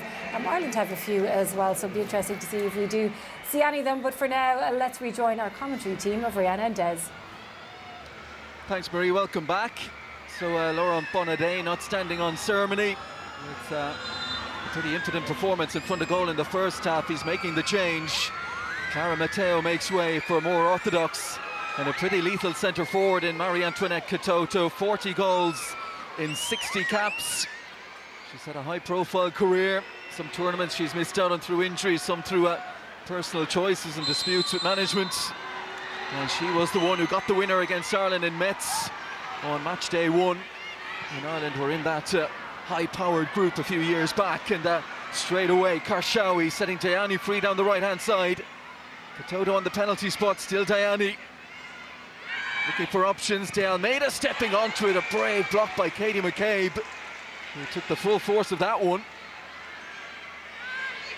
Yeah, that's a great start by the French coming out into this second half. It's exactly what they would have spoken about in that dressing room, but Ireland would want to stay focused, kind of see through these first 5 minutes of the second half and see if we can get a little foothold in the game. France were claiming handball there, and you saw where it struck Katie McCabe. The referee's decision is to give a corner. Ireland have to guard against being caught cold start of the second half here, after doing so well in the first. That works its way beyond Shiva. Katoto looking to set up Baltimore. This was the case in the first half. There's always an Irish leg getting in there. De Almeida away down the right-hand side, faced up by Chloe Mustaki. Oriane Jean-Francois forced to turn by Murphy. Oh, and Samora beautifully done, and she's found Diani as well. And Mustaki has managed to prevent the corner, but all the early pressure second half from France. Yeah, they look to have gone up a couple of gears. I think Ireland will be a little bit disappointed with the setup for that corner. It was a short corner and we only had one player out, and it kind of caught us off guard a little bit, but we got away with it.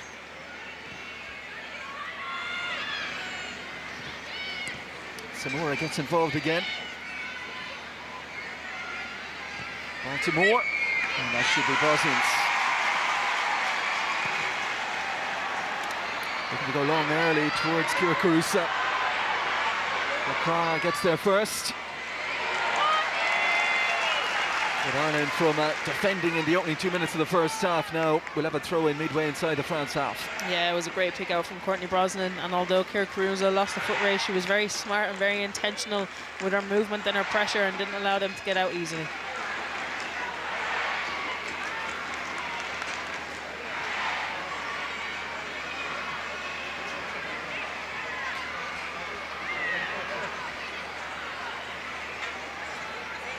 And a Patton, first time we've seen her surge forward. Looking for a free kick, doesn't get one. And now let's get back into position.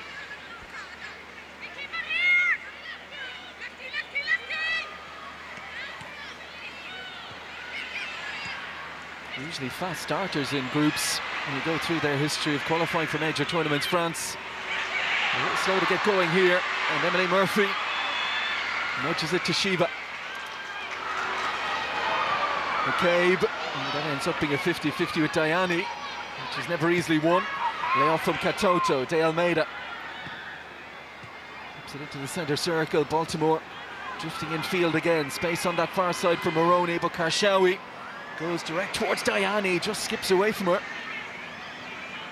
France can stay on the front foot. Diani ekes out the cross, headed away by Hayes. Yeah, the French are really building up the pressure now at the start of this second half. It's important that Ireland get close to them again. Baltimore's pass initially picked off by O'Sullivan. Karshawi gets back on it though. Sandy Baltimore. Karshawi forced wide by Connolly. Maroney. And space the premium over there, and O'Sullivan hunting again. And forcing Maroney back. Yeah, that was a good bit of defending there from Denise O'Sullivan. She managed to get the pressure on, but she maintained that pressure and forced her all the way back. Can really see Karshawi now starting to dictate the game. She's picking up the ball in all sorts of areas. She's really starting to enjoy this second half so far. And she and Gaoro now have 200 caps between them. Diani using that strength again.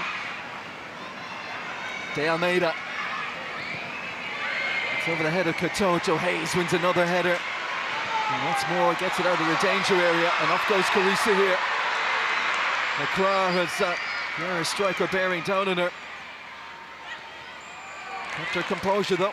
Yeah, it's unfortunate that Carusa couldn't keep her facing her own goal there. You could see Emily Murphy busting a gut, kind of anticipating that the ball was going to go back to the goalkeeper.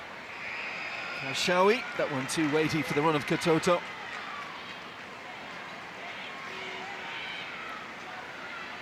I think we need to get better at stopping the crosses in wide areas. I think Caitlin Hayes has had 2 free headers at the edge of our 6-yard box, but if the pressure keeps mounting, they're going to start getting bodies in to attack those balls.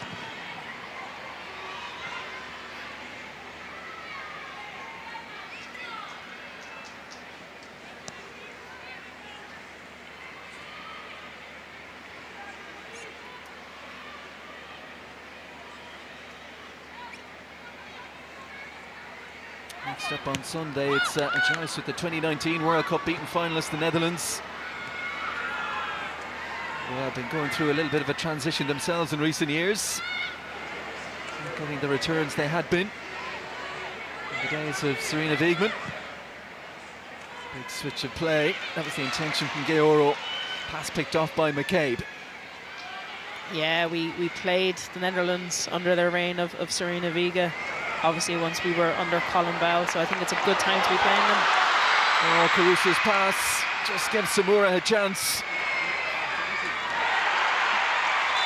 Once again, it's just the detail on that pass. It needed to bend away from the defender, but unfortunately, as she used the instep of her right foot, she curled it towards the defender, which gave her a better chance of winning ahead of Emily Murphy there. But it's great to see them close together. And there have been some last-ditch interventions. More than one from Panida Samura in this game. Yeah, she's definitely been put to work. We've seen it on a number of occasions in the first half, and there again in the second. Nice 1-2 touch stuff from France again, and Gaoro's goal side of Shiva. Karshawi. Certainly a noticeable increase in the tempo from France second half. The ball moving a lot quicker. Yeah, they've got more urgency in their play, more intense. They're looking to pass the ball quicker, looking to move Ireland quicker, and I think the girls touched on it in the studio, the amount of work that the midfield had to put in that first half to cover the spaces in the wide areas and then shift as the ball played. So I think they're kind of utilising that. They've recognised that if they move the ball quicker, there's much more distance for the Irish midfield to cover.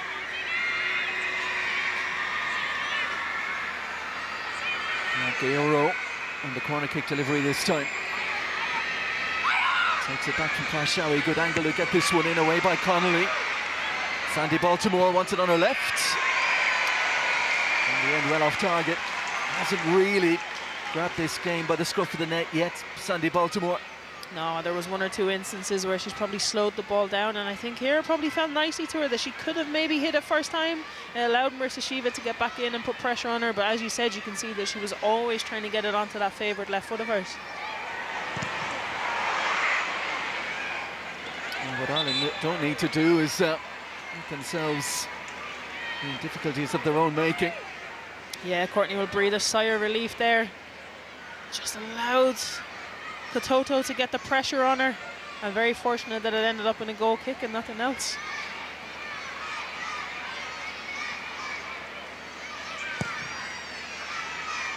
And Brosnan gives that plenty.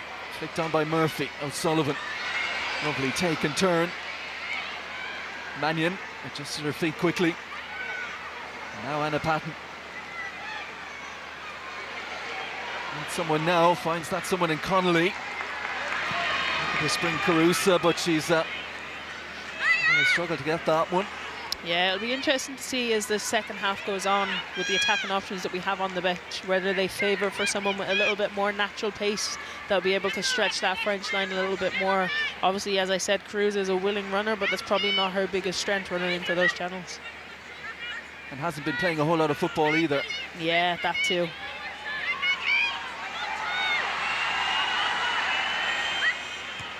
Maroney, hard throw-in met by the head of Aoife Mannion. Kashawi, so elegant in possession. Here's De Almeida. Diani not getting across in time for that ball down the line. So it's back to Taniba Samura. Georo.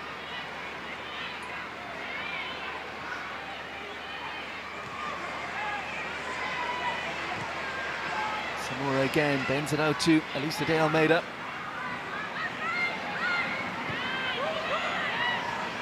Baltimore.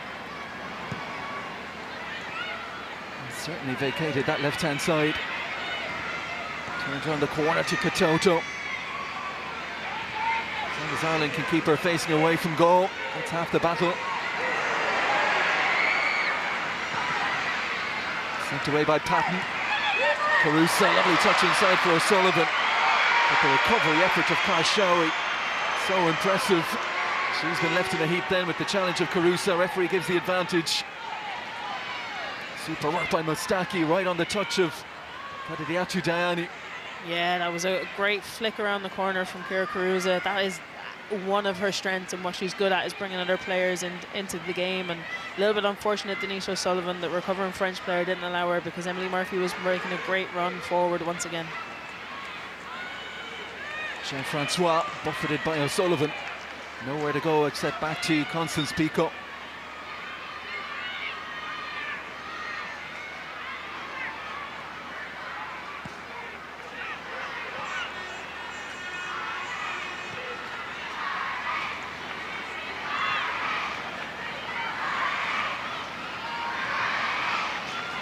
Baltimore now looking to have a run at Aoife Mannion.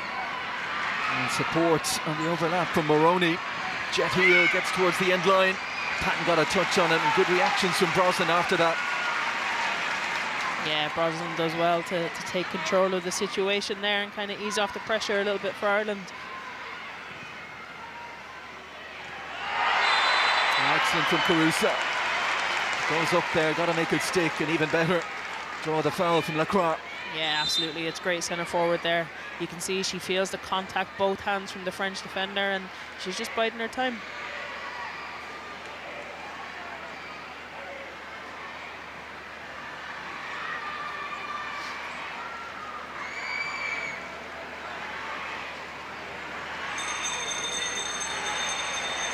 And most of the second half so far has seen Ireland in defensive mode. Here's a chance to put some pressure on the goal of Constance Pico. Yeah, the first 5 minutes of the second half were electric by France, so I think Ireland will be a little bit happier with the second 5 minutes that have passed us, and definitely happier to see the ball in the French half. Classic bit of eating up the clock here by Katie McCabe as well, just in terms of where that two-person wall is standing.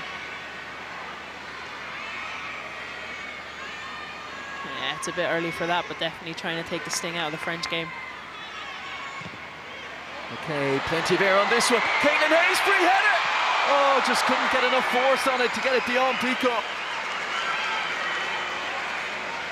Yeah, there probably just wasn't enough pace on that ball. It was a great delivery into a great area. Caitlin Hayes managed to find herself free, but as you said, she just couldn't get enough on it. Here we can see a better image of it. Yeah, she's kind of coming down as the ball is coming out of the air, but I spoke about it. She's really good in both boxes, and by her standards, she would expect to do better there.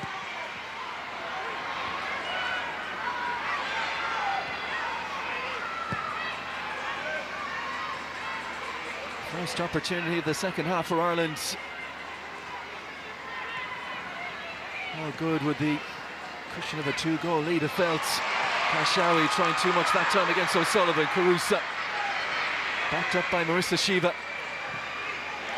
Switched out to this left-hand side, Emily Murphy. Shiva's arrived and wanting it back again. Still with Murphy. All the way across where Aoife Mannion will look to keep the attack alive. Backed up by Anna Patton. Lisa Sullivan in the penalty area again. Oh, an audacious effort. Just looking for that flick. What a goal that would have been. Just tried to get anything on it, but better play from Ireland. A little bit unlucky with the initial ball from Marissa Shiva into Emily Murphy. Probably sent her a little bit wider than she would have hoped. An optimistic ball across the box and an outrageous flick by Denise O'Sullivan. What a goal that would have been.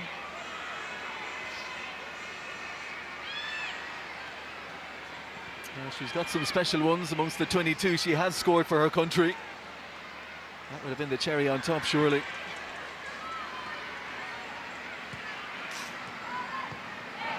Mustaki, who was not given Diani a second on the ball in this second half. Really has been a player reborn. Chloe Mustaki has had injuries to deal with, more than most. But just being that natural left footer as well brings that balance. Yeah, it's great to see Chloe out there and making that spot her own. It's also great to see her doing well at club level, as you've spoken about. She's had an awful time with injuries over the years and some complicated ones, so really happy to see her back out there and doing well tonight. Katie McCabe manages to hold up Diani on the end line. De Almeida. Jean-Francois. And again, France forced to go backwards to go forwards.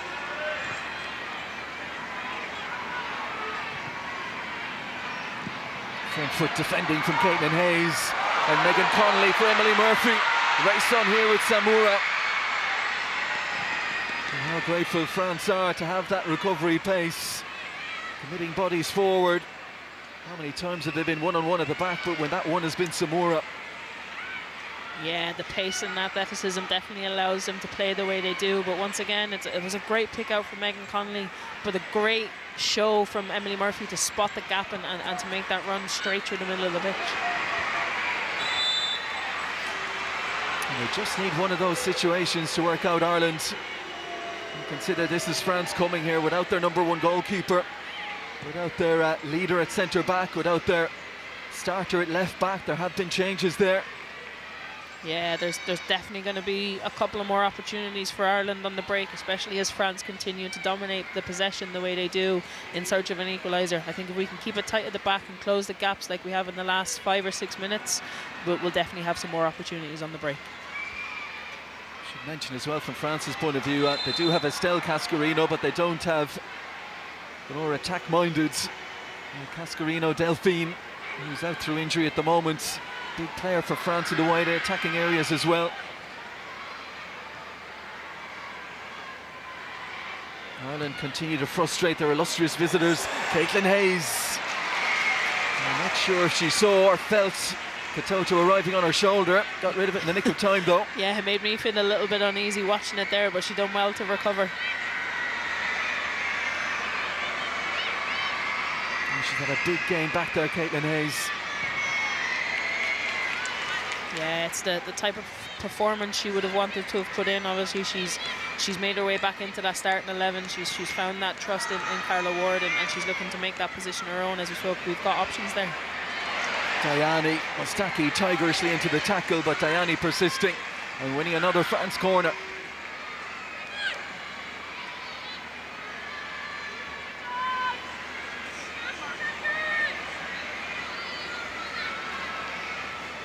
Lacroix, who, as we said earlier, has done damage in Tallaght before. And picked up by Mustaki. Aoife Mannion, it looks like, on Katoto. A little bit of traffic in and around Brosnan as well, the near post touch. No one on the end of it. And now Ireland look to break again. Oh, just sails over the head of Marissa Shiva. Yeah, Courtney Brosnan would have been very thankful to see that just whiz across the goal line and out the other side.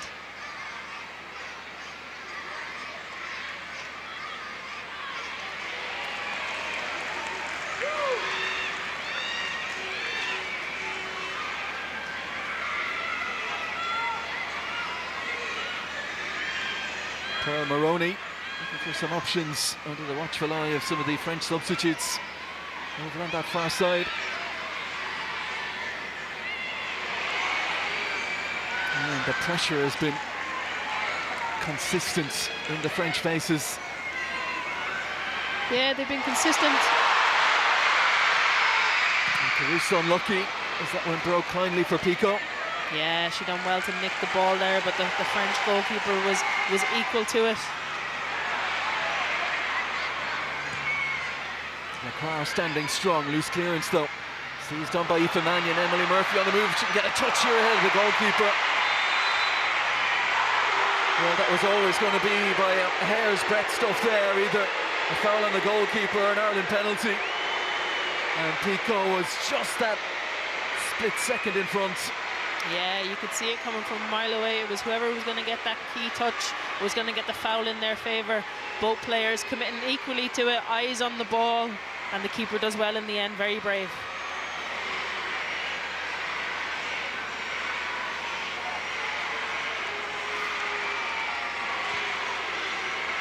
And even if she knew she was going to get there late, she wasn't going to pull out Emily Murphy.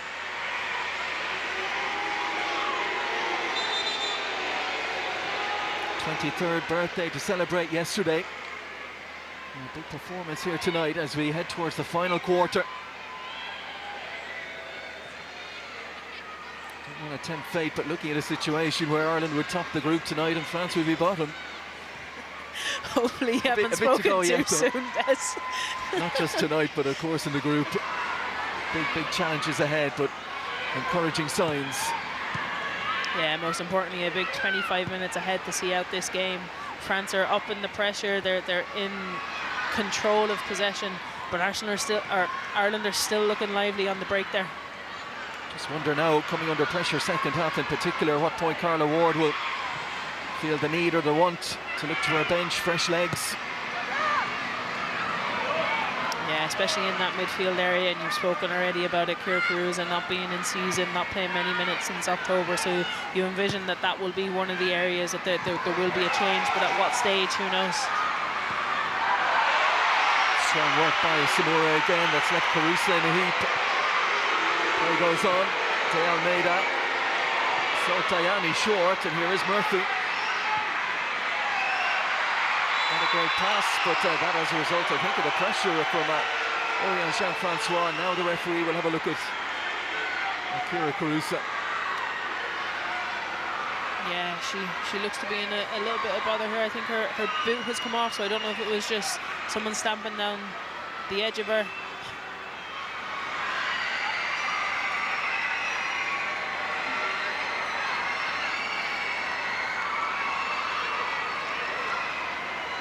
Man and ball, as it were, from Samura there, not standing on ceremony. I don't think there was too much in it. She was just a little bit outnumbered, but Emily Murphy, on the other hand, very fortunate to win that free kick. McCabe switches it across to Patton. Mannion. Forward first time by Connolly. Shiva stays busy. Mannion looking for that ball in behind. O'Sullivan just going at full tilt, trying to keep it in play. Couldn't control the cross as she would have wanted. Probably just a little bit too much on it in the end, but great vision by Aoife Mannion and a great run by Denise O'Sullivan, but always up against it with the ball running towards the end line. Baltimore, good awareness from Katie McCabe to tuck in and win the header. Here's Karshawi. France continue to probe and prompt. Try and find a way through. Gauro. Baltimore. Swings it in right footed. Another header away from Caitlin Hayes. Yeah, as much possession as the French have had, Ireland have been equal to it. They're maintaining them, they're forcing them wide, and they're starting to deal with the crosses a little bit better as well.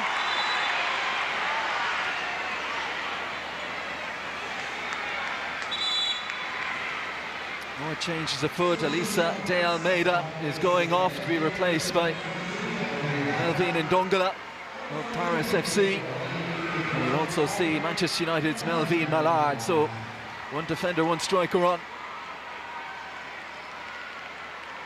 Looks like second player off. Is it the left back Pearl Maroney? So it might be a case of Baltimore switching to full back.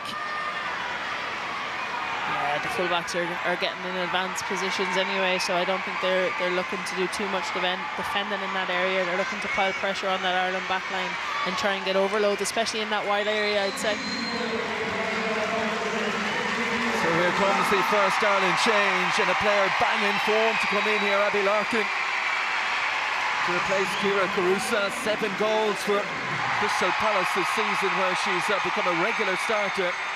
3 in her last 4 appearances, Abby Larkin. Yeah, I think it was one to be expected. It was only a matter of when it would be the substitute for Kira Carusa. And probably Abby Larkin a little bit unlucky not to be starting, especially with her performance in the playoff, but she'll bring that energy, she'll bring that dynamicness up front as well, and hopefully we'll see a bit of a combination between her and Emily Murphy in these closing stages. And positive in everything she does, so Carla Ward putting her faith in youth in terms of her top 2 for the 20 and a bit minutes that remain here. Baltimore, who has operated full-back on a few occasions for Chelsea this season, taking on and beating Denise O'Sullivan, and off she goes. Drills in a lovely ball to the edge of the area, slaloming through, and a shooting chance, and there's the equaliser. And what an introduction. Cold off the bench, Melvin Mallard, with a moment of real incision. All set in motion by the positivity of the winger turned fullback, Sandy Baltimore. And what a take and finish by Mallard. Yeah, all too easy from an Ireland perspective. She picked up a great position. Katie McCabe will be very disappointed with her position and her body shape. She just breezes past her as if she's not there. And Chloe Mastaki's just caught in 2 minds. She's following the runners that's then create the space for her. But it's a great finish, great play by the French. And a bit fearful for Ireland now. It's hard to shift that momentum to try and get a winner, but we'll be hoping to just stay in the game for the next couple of minutes and see if we can shift that momentum a little bit. An 11th international goal for Melvin Mallard, who, with an embarrassment of riches up top, struggles to get into a starting side. But what about that for an impact? Yeah, it's exactly what you want from your subs, your game changers as they call them now, coming onto the pitch, and we'll be hoping to have the same impact from Abby Larkin if we can get her into the game. Good angle for Katie McCabe here to swing it in, headed away by Lacroix. It kind of just shifts the mentality of the Irish players now. As I said, it's important that we try and get up the pitch, try and regain possession, try and stop the French coming onto us, wave after attack, wave after attack.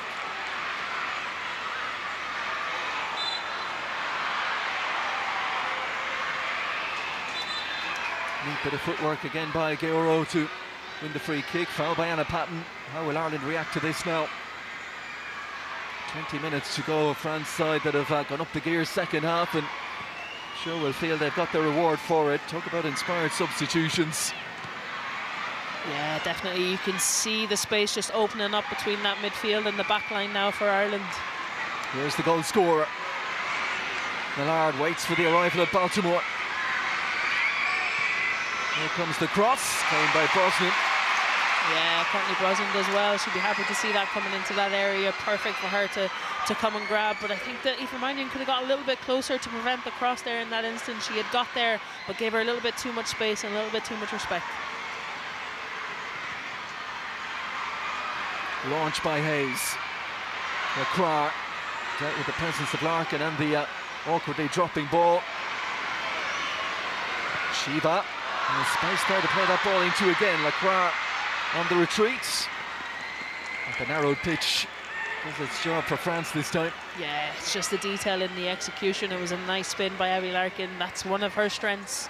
When there's space in behind, she's more than willing to stretch it, and it just needed a better quality of ball from Marissa Shiva there.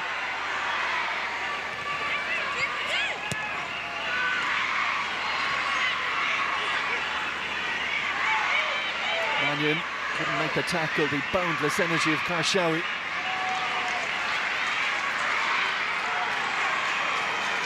Good recovery there from Marissa Shiva. We've had some influential midfielders down through the years, back to Amandine Henry and Sandy Toletti, but Karshawi, it's like there's two of her out there, covers so much ground. Yeah, similar to our own Denise O'Sullivan, she just appears to pop up everywhere. She's been very influential in that French attack in the second half. Larkin in Baltimore thought about exchanging a crossword, then a little smile each, and on we'll go. Mannion's throwing to O'Sullivan. Mannion tips it towards Murphy. That broke off the back of Kaniva Samura. Sliding in is Connolly. Shiva, and now McCabe. And Connolly again. Mustaki gives herself an angle and finds McCabe, and some space for the Irish skipper to run into here. Wants someone attacking that back post. Flat ball in. Oh, Pico. Glad to get a second bite of it. Emily Murphy was flying in, and Larkin looking for anything that might break her way. Yeah, they were so close, just a little bit too straight and a little bit too direct. Probably needed a little bend on that, but once again the attacking players are gambling on it, and there is going to be another chance for Ireland, but I just don't know if the French will get there first. Dongala. Toto looking to scrap for it. Diani tried to improvise the ball through to her strike partner. And Murphy wisely conserving her energy. Yeah, the game is starting to open up that little bit more, Des. It's kind of a you attack, I attack. Now that the French are being more purposeful, more intense, trying to draw Ireland out of positions, trying to play through that middle a little bit more as the second half goes on. Anything to be said for narrowing the pitch a bit more. If only we could do it a little bit more in this second half. And it's been a monumental effort.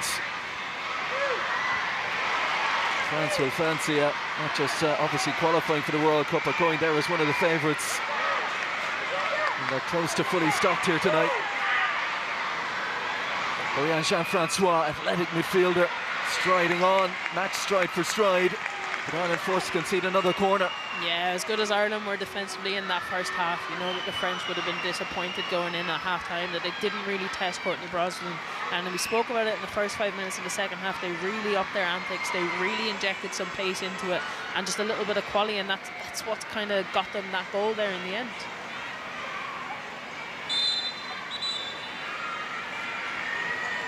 Emily Murphy trying to protect her goalkeeper here from the presence of Diani.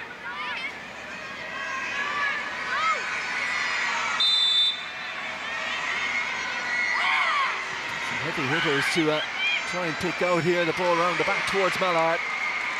There's deemed the final touch and an Ireland goal kick to come.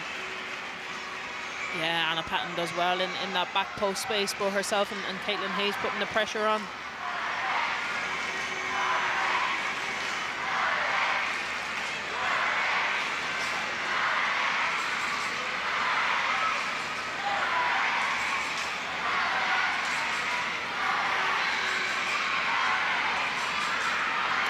Mustaki taking as much time as she will be allowed here. Then down the middle she goes towards Larkin. Got a bit of defending from Lacroix, just easing her away from the bouncing ball.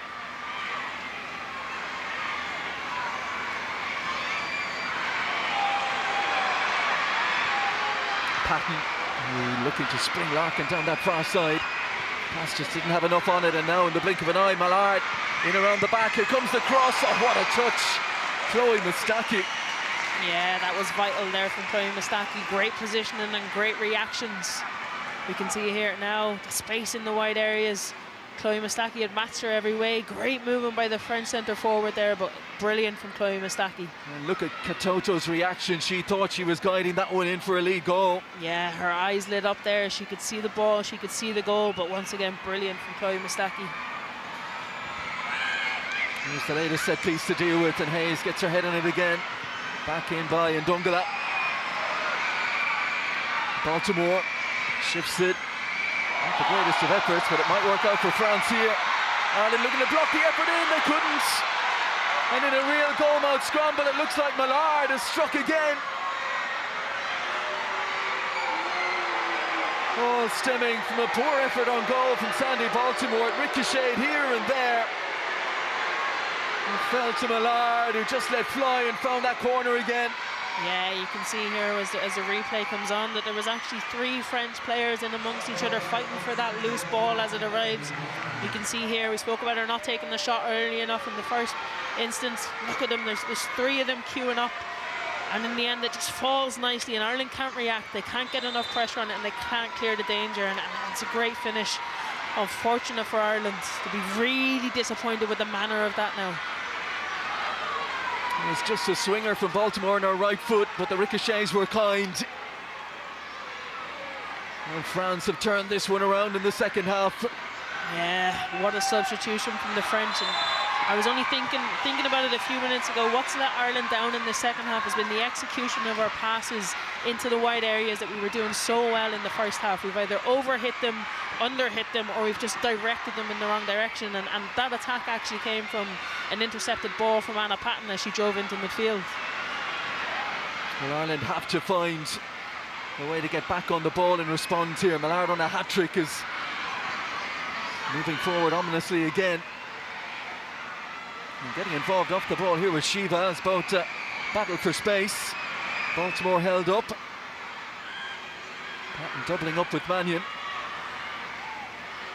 Yeah, the French don't look like they're stopping here. They look like they see an opportunity to go and get more goals. Obviously, with the result earlier on today between the Netherlands and Poland, the top spot is there for the taking, and obviously the French are on top at the minute.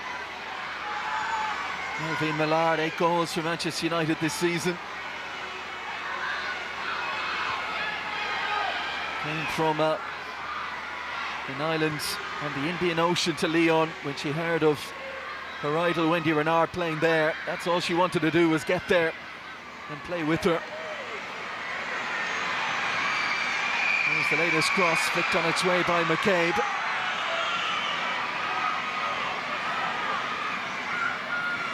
Naveen Ndungala.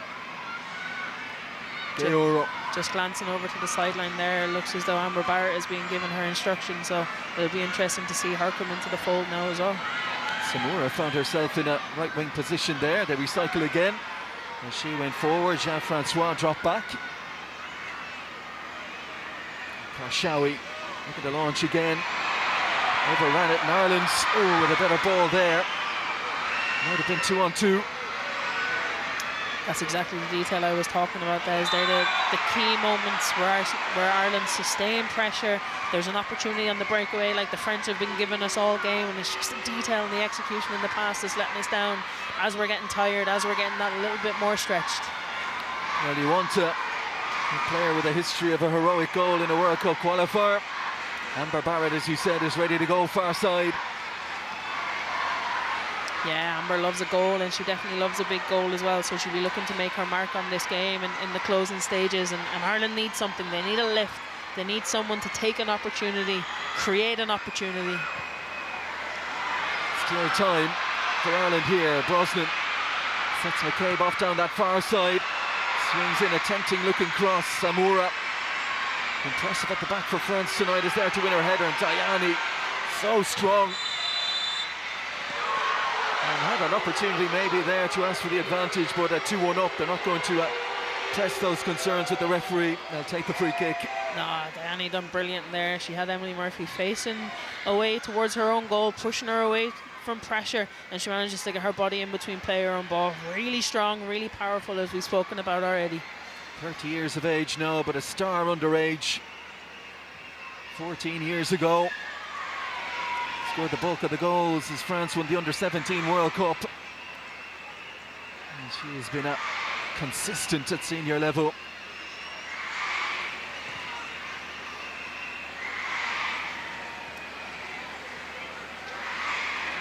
Lacroix.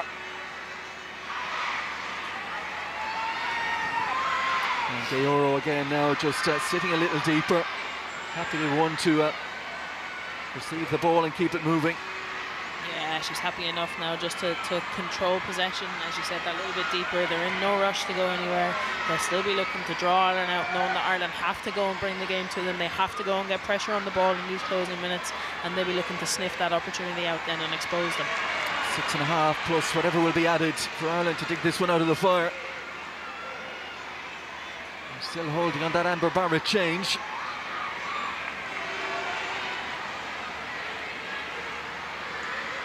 We spoke about Abby Larkin coming on, and she hasn't really been able to get in the game. We haven't been able to get those opportunities for her to go in behind and show us what she's made of. Has Emily Murphy more to give? Would that be the change, or is the time to sacrifice maybe one of the defenders, show an extra striker on? I imagine it would be like for like, Emily Murphy coming off for Amber Barrett. Oh, it's Megan Connolly. So a defensive midfielder gone, striker on. Whatever she does in her Ireland career, she will always be remembered for that famous goal at Hampden Park. Oh, what a day that was. I was in the stands myself as a fan supporting that game. What a feeling, what a night for the Irish. And could it be written in the stars? She's moved from Belgium to play her club football in France now at Strasbourg. Yeah, she seems to have been settling in well there and enjoying the challenge and enjoying the lifestyle. Goals in her last couple of games as well, Amber Barrett. She'll just want one chance.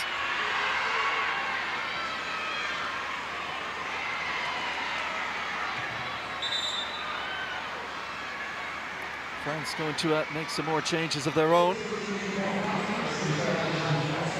18-year-old Anais Ebailin of Paris Saint-Germain. Really well-regarded midfielder coming on. There is Alice Sombat, a defender from Lyon, also on. Ebailin, who's wearing 22 for 18, is a big physical presence.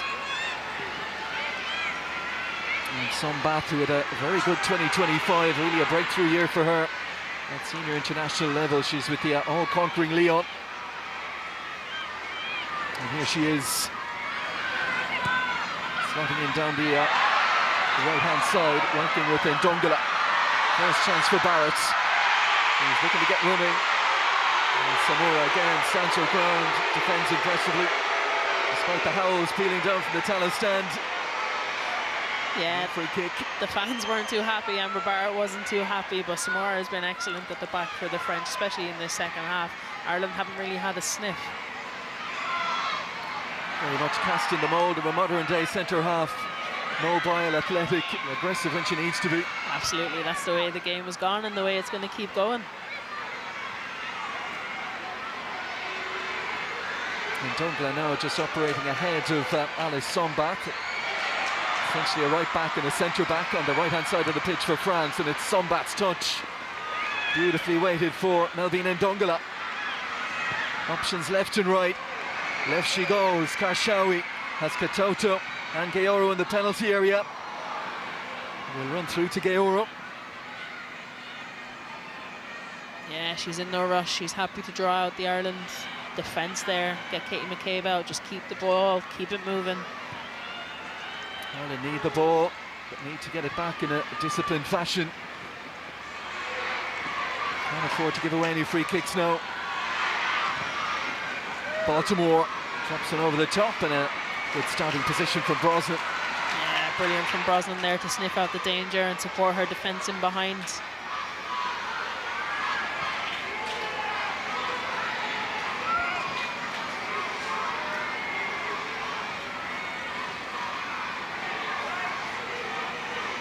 Caitlin Hayes.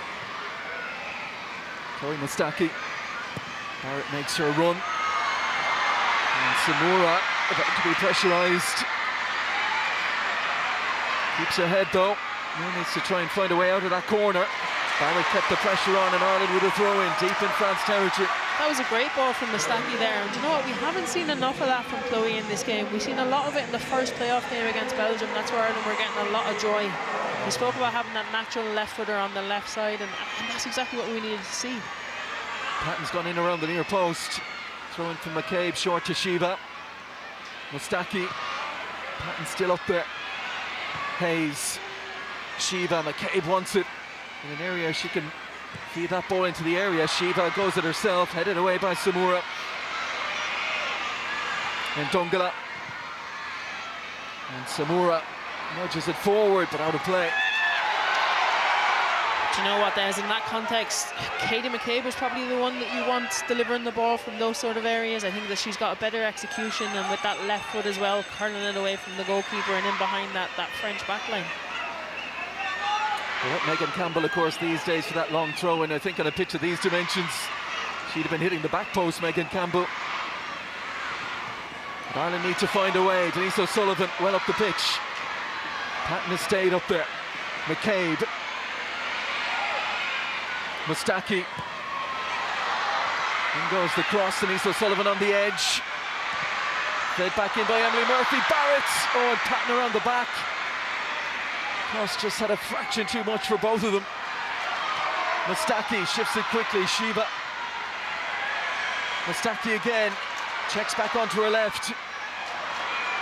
Fiora working hard to prevent the cross, which she's managed to do, and Emily Murphy went in bravely. Had she lost that challenge, there was unoccupied territory in behind for three white shirts.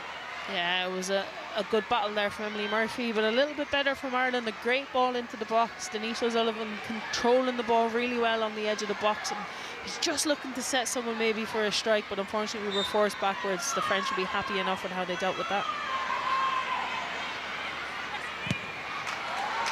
Plenty of talk ahead of the game about Ireland with that guaranteed playoff to come by virtue of their Nations League exploits, but this is a group where they want to compete, and they certainly have tonight. We'll get your player of the match in just a moment, Rihanna. But for now, back with Katie McCabe. Heading in towards that penalty area again, and Abby Larkin. Emily Murphy. Mannion hoists another one in there to fight for. Barrett's in there, Patton's in there, O'Sullivan as well. Behind for an Ireland corner. Yeah, hopefully there's another chance there, but it's better from Ireland putting the ball into a dangerous area. You can actually see Caitlin Hayes making her way up from the edge, and I actually thought the ball was going to drop for her or Denise O'Sullivan, but good reaction from the French. Courtney Brosnan has had a look to the Ireland bench. She's midway inside the France half. She wants to go. I don't think she's got the nod just yet. Emily Murphy in and around the goalkeeper Constance Picot. McCabe hangs it up. Ireland looking to attack it, winning the first header with Hayes. France managed to scramble it clear. Brosnan is going to launch it back in again. 2 minutes to go. Nudge in the back, Hayes has a swing, and then set it for Barrett. Ireland claiming handball, referee says no. Corner only. She was in a good position, the referee, to see it. Yeah, Amber Barrett is adamant that it's handball.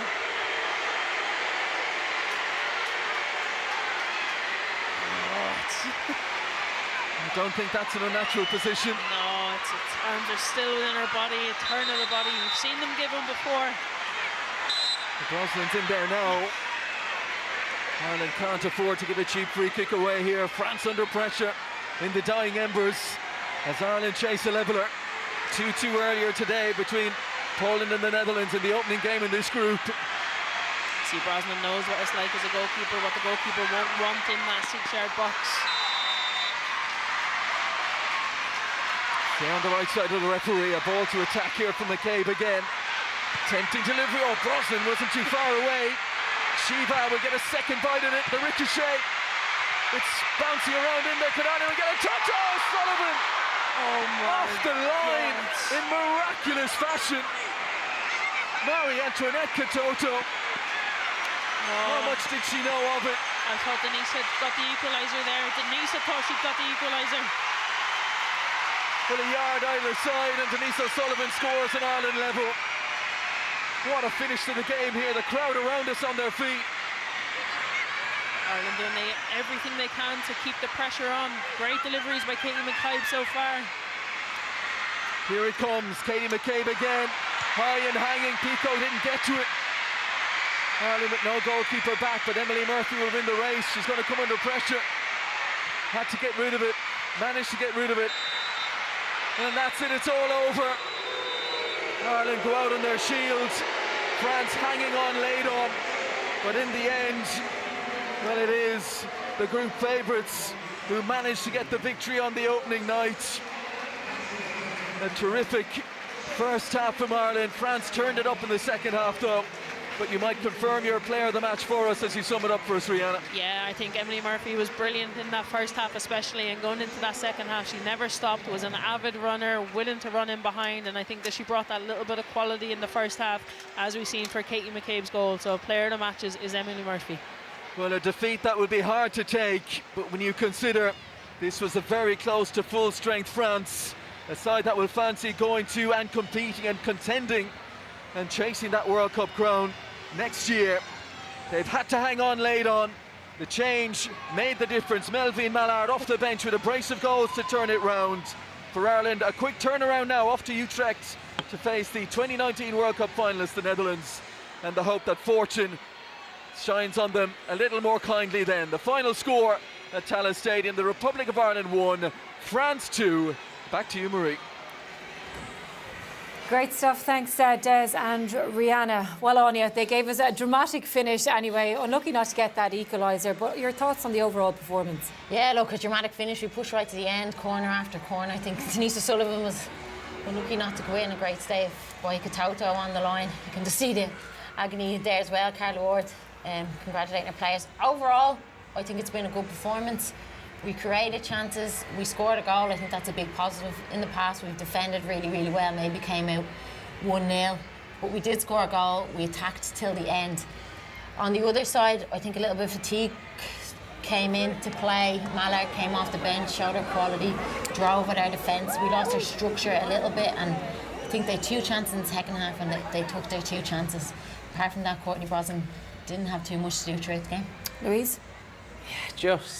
I'm just gutted for them there, you know, and that's it. It shows, listen, we maybe lost our way a little bit. It was, you know, as soon as Mallard came on, just around the 70th minute, you know, you could see fatigue coming in, but again, we had that last bit in our, you know, in the tank to push. Set piece is so important, and just, you know, what a chance to make it that 2-2, and what a brilliant result again it would have been. But huge positives across the board, and it's now, you know, can we take that to the Netherlands? Yeah, do you think as well that they're coming off the Belgian result and the performances there, and then we see a team that isn't giving up and are right in the game to the end? Does that show an evolution now of what this team are becoming? Absolutely. I think we've gone back to what we're good at, but we've added a little bit more in attack. I think we look more likely to score than we have in the past in these transition moments, and I think Emily Murphy was worthy of the player of the match as well. And on that, Ciara Caruso front, and we talked about their partnership, and I think it goes under the radar a little bit, just them little small wins Caruso gets. They never say die, they never give up. We get a throw in high up the pitch, we get a free kick high up the pitch, and I think we're just playing a little bit smarter than we have maybe in the past, and them attacking areas too. Look, massive positives, but we knew the quality of the opposition. We said it before the game, if you give them a little bit of space, they're going to exploit it, and they did exactly that. Louise, another positive to take away from it as well would be the fact that this Ireland team are threatening regularly, and that's again not something that we used to see a lot in the past. And we go back to how reliant we were on you coming up to score, but they did seem to be able to create a lot more. What would you put that down to?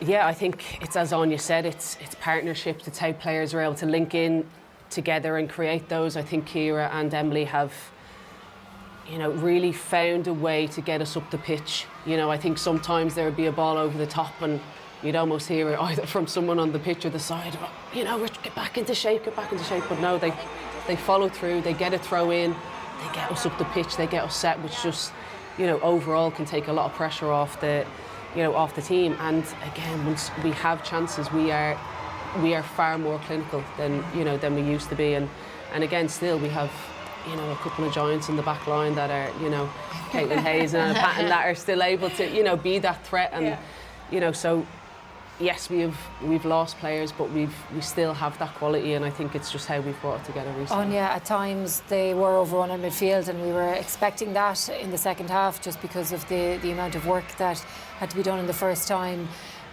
half to contain that French side. Is there a way to improve on that? Yeah, I think it's maybe just a time and a sub when you can bring fresh legs on as well, but actually keep your structure as well. So I think that was the fear we discussed at half time. Would you make changes? But you don't want to lose that structure that you have. And I think fatigue kicks in, little gaps start to arise, people get pulled out of position, and they punished us tonight. And yeah, look, that's another building block, I think, to go forward, that we need to be able to replace players when the fatigue sets in, because you know, like, it's your concentration as well. It's hindsight as well. Yeah. Right, well, one of the building blocks and the positives from tonight's performance was the player of the match, Emily Murphy, and she's with Tony. Thank you, Marie. Yes, the Sky Ireland player of the match, Emily Murphy, presented to her by Caroline Donlan of Sky Ireland. And congratulations to Emily on that award and on that performance. I know it must be so disappointing to lose a game like that, but a brilliant performance by Ireland tonight. Yeah, it stings. I think we just went toe-to-toe with one of the best in the world. So yeah, it hurts to not take 3 points or any points. But look, I think if anything, it shows that we're capable. And yeah, we build into Utrecht against Holland.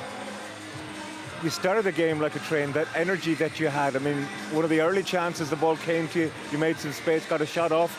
I mean, that was really close. I know, don't remind me. Yeah, it's one of those things, those opportunities come little and often in games like this, or don't come little and often in games like this. Yeah, disappointed not to get the goal from that, but here, like, if I was to be upset about every chance I missed, then I wouldn't be a very good 9. But the chance you created for Katie and the goal that we got, I mean, yourself and Katie had a great partnership and combination down that left side. Yeah, I mean, Katie's quality speaks for itself, so I knew if I could draw the defender in and I set the ball off to her, she'd do the rest, and that's what she did. Penalty shout second half. I mean, I've actually seen those genuinely given. You know, you had a tussle with the goalkeeper. You got there more or less the same time. Look, I think we could question a few things this evening, but it's not going to do anyone any good.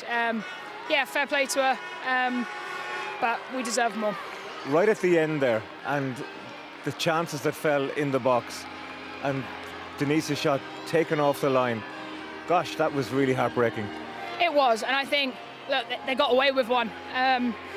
Yeah, gutted not to get that, not to get the 2-2, the point, but look, focus shift now, it has to. At the end of the day, we've put an unbelievable performance against a top side, and we've just got to build from the positives of that. Ready to do it all again on Saturday? Yeah, ready to go again. Need to get in the ice bath and I'll be back. Well done, thanks, Emily. Thank you. Bye. Thank you. Okay. Well, she's most definitely needed, and it definitely does sting as well, because it is France who are the top of Group A2 after their 2-1 win here at Tallaght Stadium. And earlier this evening, Poland and Netherlands shared the spoils in Gdansk. Another really big game for Ireland on Saturday against the Netherlands, and another opportunity to get points on the table. Time for another break now, but more analysis and reaction to come very shortly.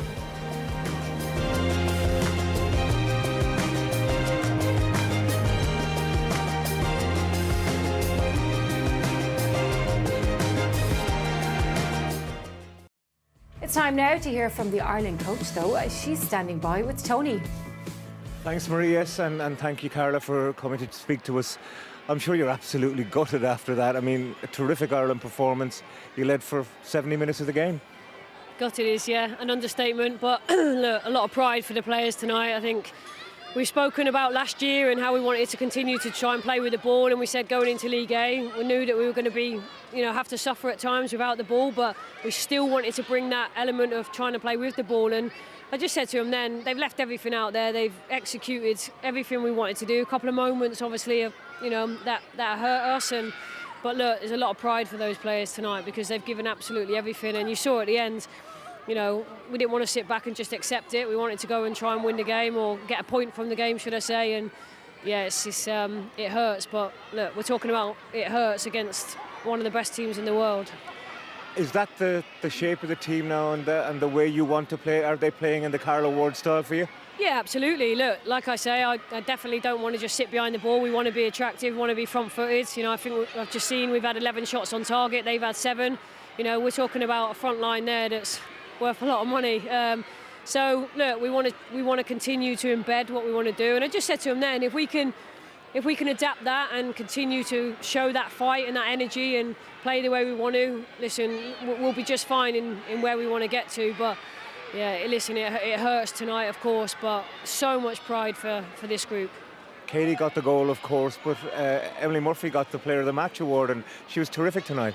Yeah, she was, and we knew we needed some fresh legs to try and hurt us in behind, and he tried to hurt them in behind, so we wanted to leave Emily Murphy on, and we know you can play her anywhere, you really can. She's been terrific in an Ireland shirt, so it was a case of dropping her a little bit lower, so we had still 3 then flat midfielders that could all be aggressive, two looking to go beyond and be aggressive, and the message was let's be a little bit more direct, and told Murph not to drop and sit in, but to be a little bit more front-footed. So yeah, she was terrific tonight, but listen, they all were. They really were.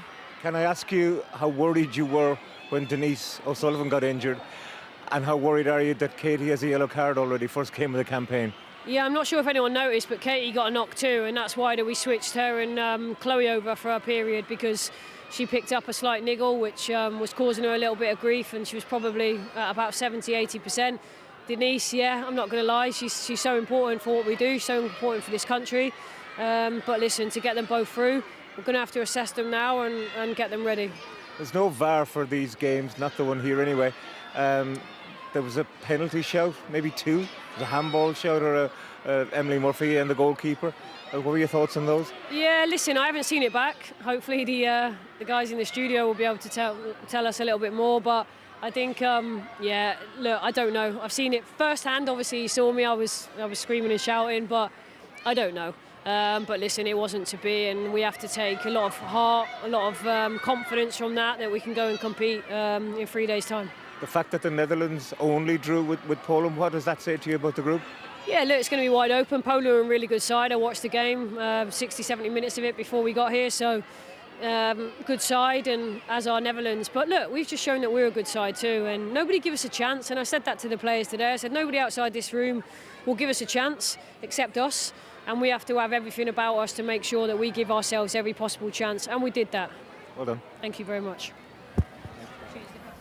Carla Ward there, and Louise, she's been fair. Nobody gave them a chance, and you know, we talk about the Carla Ward style. They had 11 shots. Ireland had 11 shots on target and limited France to just 7. If that's the Carla Ward style, it's not bad, is it?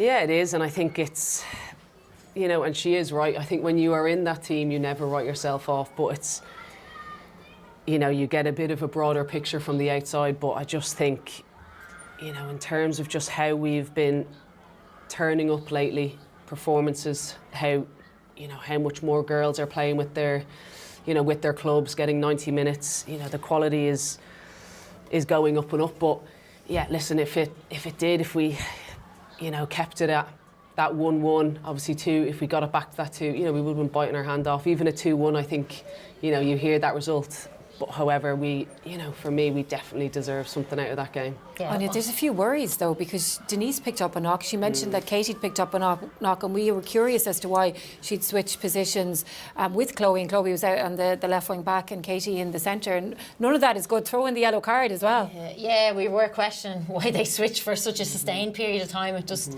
was a strange decision at the time. Yeah, it'd be worrying for me if Katie McCabe and Denise O'Sullivan potentially is carrying a knock going into the next game. I think we spoke before the game how important they are for us in the style of play we play, and I don't think it's a Carla Ward style. I think it's an Irish style that we're playing at the moment. I'm just going to put that straight. I think Katie spoke in her interview before the match about the belief we have defensively, and I think we did bring that tonight, and I think we are adding a little bit more quality down to maybe players playing at a higher level and playing more regularly with their club team. Let's talk about the goals. Carla Ward said that there were moments that hurt them, and the introduction of Mallard was one of them. Louise, let's look at her first goal. Yeah, listen, Mallard, she comes on in the 69th minute, and here we are heading into the 71st minute, and it's, you know, again, the fatigue is showing. Denise is getting rolled, as we had mentioned, and we're really questioning why was Katie in the, you know, that left centre back area, and we're just too exposed. She jumps in, players jump in, and it is quality from Mallard in terms of these quick little touches in out, you know, with that right foot, and again, just what an impact. And you just felt, is this game going to turn now from this point? What about the second one, Anya? It felt like there were opportunities to clear the ball. Yeah, that's what's disappointing, I think, in this. We didn't clear our lines, delivery into the box. Caitlin Hayes gets a header and Chloe out. Mustaki goes out to press the ball. It lands at the edge of the box to Baltimore. Takes a shot, we block. Well, the French player blocks it. Diane gets a strike, we get another block. And then in the end, it's the sub Mallard who came on and made the impact. And actually just goes between Caitlin Hayes and Anna Patton in the end. So for me, and I think yourself as a defender, Louise, you're really disappointed with that we just didn't clear our lines. And it's probably a cheap enough goal to give away in the grand scheme of things. Yeah, I just think we're just getting too... We're looking at the ball here too much. You see for a moment that Anna Patton has 2-3 players around right there in the moment. Of course, closest player has to press. You have to potentially predict a shot, but you have to latch onto your player in the box while it's bouncing around in there. You know, if we have that pressure from behind, you know, that chance just may not have come around so easy. Yeah, I think they won't enjoy watching that one back. Let's hear now from the Ireland captain, Katie McCabe. She's with Tony. Katie, how gutted are you? That was a terrific performance from Ireland. Should have got something out of it. Yeah, it stings. Put in such a shift tonight from start to finish. So to concede the second goal the way we did, yeah, it's a tough one to take. But look, we pushed one of the best teams right up until the end of the game. Obviously, Denise's shot getting cleared off the line in the last few minutes. But yeah, look, it's first game. We have to pick ourselves up, look where we can improve, and yeah, go again on Saturday. Why do you think we did concede? I think they looked to put a lot more bodies out wide and kind of overload us a lot more in the wide areas, so it was tough for our midfield to kind of get across. But look, they've quality all over the park, do you know what I mean? So it's yeah, it's difficult. I think the second goal, it comes from a second phase of a corner, so that's where we kind of need to be better and tidy up in those areas. But can't fault the effort from the girls tonight. It was absolutely brilliant. Yeah, just good we couldn't get even a point. Emily Murphy and yourself made some great combinations, and a brilliant combination for the goal. Yeah, look, Murph is doing really, really well. I think she's showed that in her last couple of performances for Ireland, and she's a great asset to have up top. She can link the play, she can make it stick, and she's got the legs to run in behind as well. So yeah, obviously once I kind of stepped into her, I was screaming at her to set it off for me, which she did. So, but yeah, look, it doesn't mean that at the minute, but yeah, we look to keep improving on that. How hard will it be to regroup and travel away from home to another top team for Saturday? Can't feel sorry for ourselves. We need to pick up. Of course, we can yeah, dissect it tonight, but we have to move on quick, recover tomorrow, and then we're flying out to the Netherlands. Yeah, there's no time to waste. We need to make sure we're back on it and back focused and ready for a difficult game against the Netherlands on Saturday. Well done tonight. Thank you. Thanks. Thanks, good. Yeah, you can really sense the disappointment in all of those Irish players, and I think particularly those closing minutes, Anya, when they had that chance, that Denise O'Sullivan chance to equalise, and it looked like they were going to get something, but fortunately didn't. Yeah, we were pretty convinced it was in, Marie. Look, it just shows the pressure we put them under. Katie McCabe, it was in. Courtney Brosnan's even up. Marissa Shiva attempts to shoot, it just ricochets around, then it lands to Denise O'Sullivan. Gets good contact on it, and Katoto does brilliant on the line. To be fair, that's what you want your player in the back post to be doing, isn't it? So I think anyone watching at home, she's just shifting across, covers in behind her goalkeeper really, really well. But we could just see it hitting the back of the net, and it's great defending, and you have to give credit to Katoto. Yeah, very much so as well. And again, it comes back to the changes that they were able to make, the impact they were having. Carla Ward, Louise, wanted us to have a look at the penalty shout. So let's do that. Let's see what you think. Did Ireland have a chance of a penalty? Listen, it was for this. Now, for me, it doesn't look like it for me. I think keeper gets full contact, and Emily, she absolutely has the right for me. There's absolutely no doubt. For this one, again, from where we were sitting, potentially did we think arms were up? But as you can see, listen, it does hit her arm, but it is by her body. So the referee did make the right call. We were all screaming for it. Everyone was praying for it. I thought my 2-2 prediction was going to come true, but it was, unfortunately for us, the right call. Yeah, Anya? Yeah, I think the first one, you can see that P. Cow gets the ball clearly in front, and Emily Murphy's really brave in attacking it. The second one, from where you're looking, Amber Barrett's definitely trying to get in the referee's ear there, and you're looking if there's VAR, maybe it goes to VAR, and you might get the decision, but as a defender, Louise, you'd be really, really disappointed if that one went against you. I think her other arm is out. So listen, if it was there, but I think when the one in, it was close to her body. And yeah, we've seen them given. The look didn't go our way this night, but who knows? Let's now hear, though, from Aoife Mannion. She's with Tony. Aoife, congratulations on that performance from Ireland. Won't give it that much consolation, I guess, but you know, the way to go toe-to-toe with France like that. What does that say about the team now? I think it shows the team mentality. We're so disappointed with how that ended. And a goal line clearance from France at the end, it really feels like on a different day. We could have took them all the way. To go 1-0 up and hold them so long into the game, we feel like we deserve so much more, and I'm gutted for the girls. But overall, I think it was a positive performance. Do you think we found a shape and a style that suits us now? Yeah, I think so. I think we look robust and willing off the ball, and then really energetic on the ball, as we've seen through Em Murphy and Kia Carusa, and then obviously Katie coming up the pitch with a quality as well. The narrowing of the pitch caused a bit of controversy. Did that work in our favour, do you think?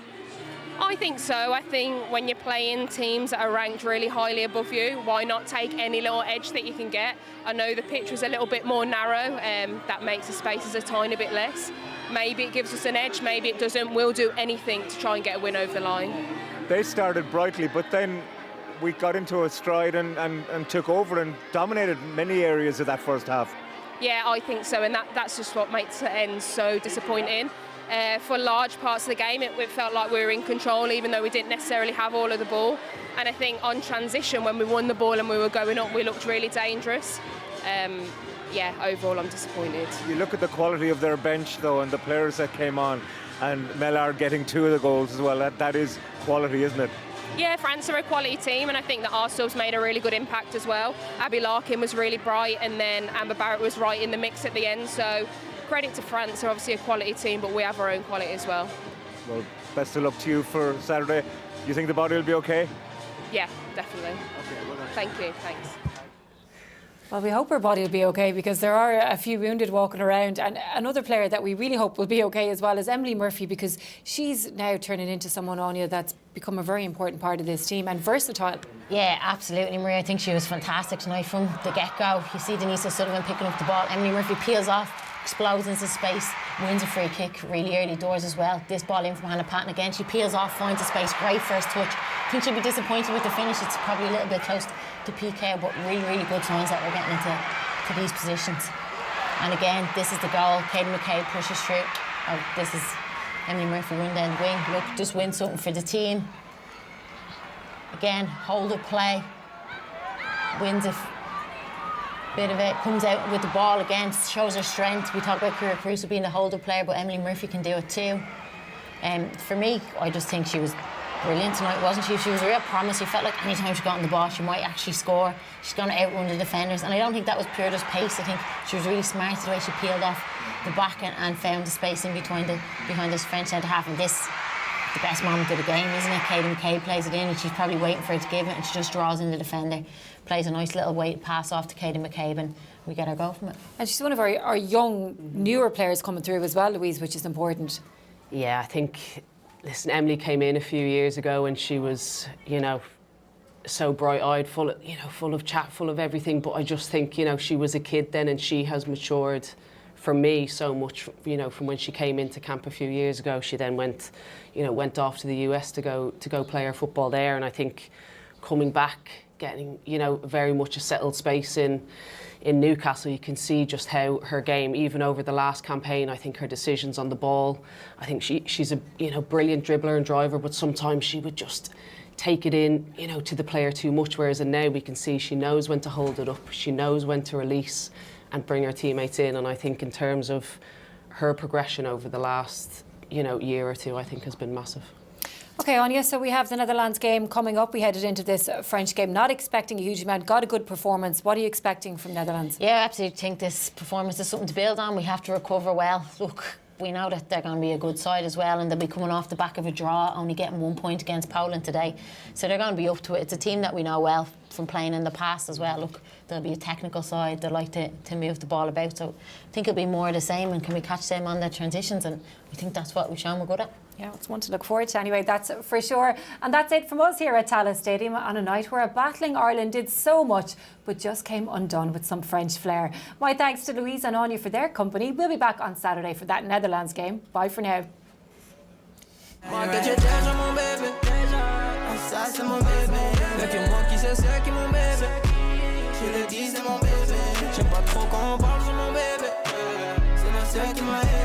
Y'a que moi qui sais c'est qui mon bébé. Ah ça c'est mon bébé. Y'a que moi qui sais c'est qui mon bébé. Je le dis c'est mon bébé. J'aime pas trop quand on parle sur mon bébé. C'est qui mon bébé. Y'a que moi qui sais c'est qui mon bébé. Je le dis c'est mon bébé. Ah ça c'est mon bébé.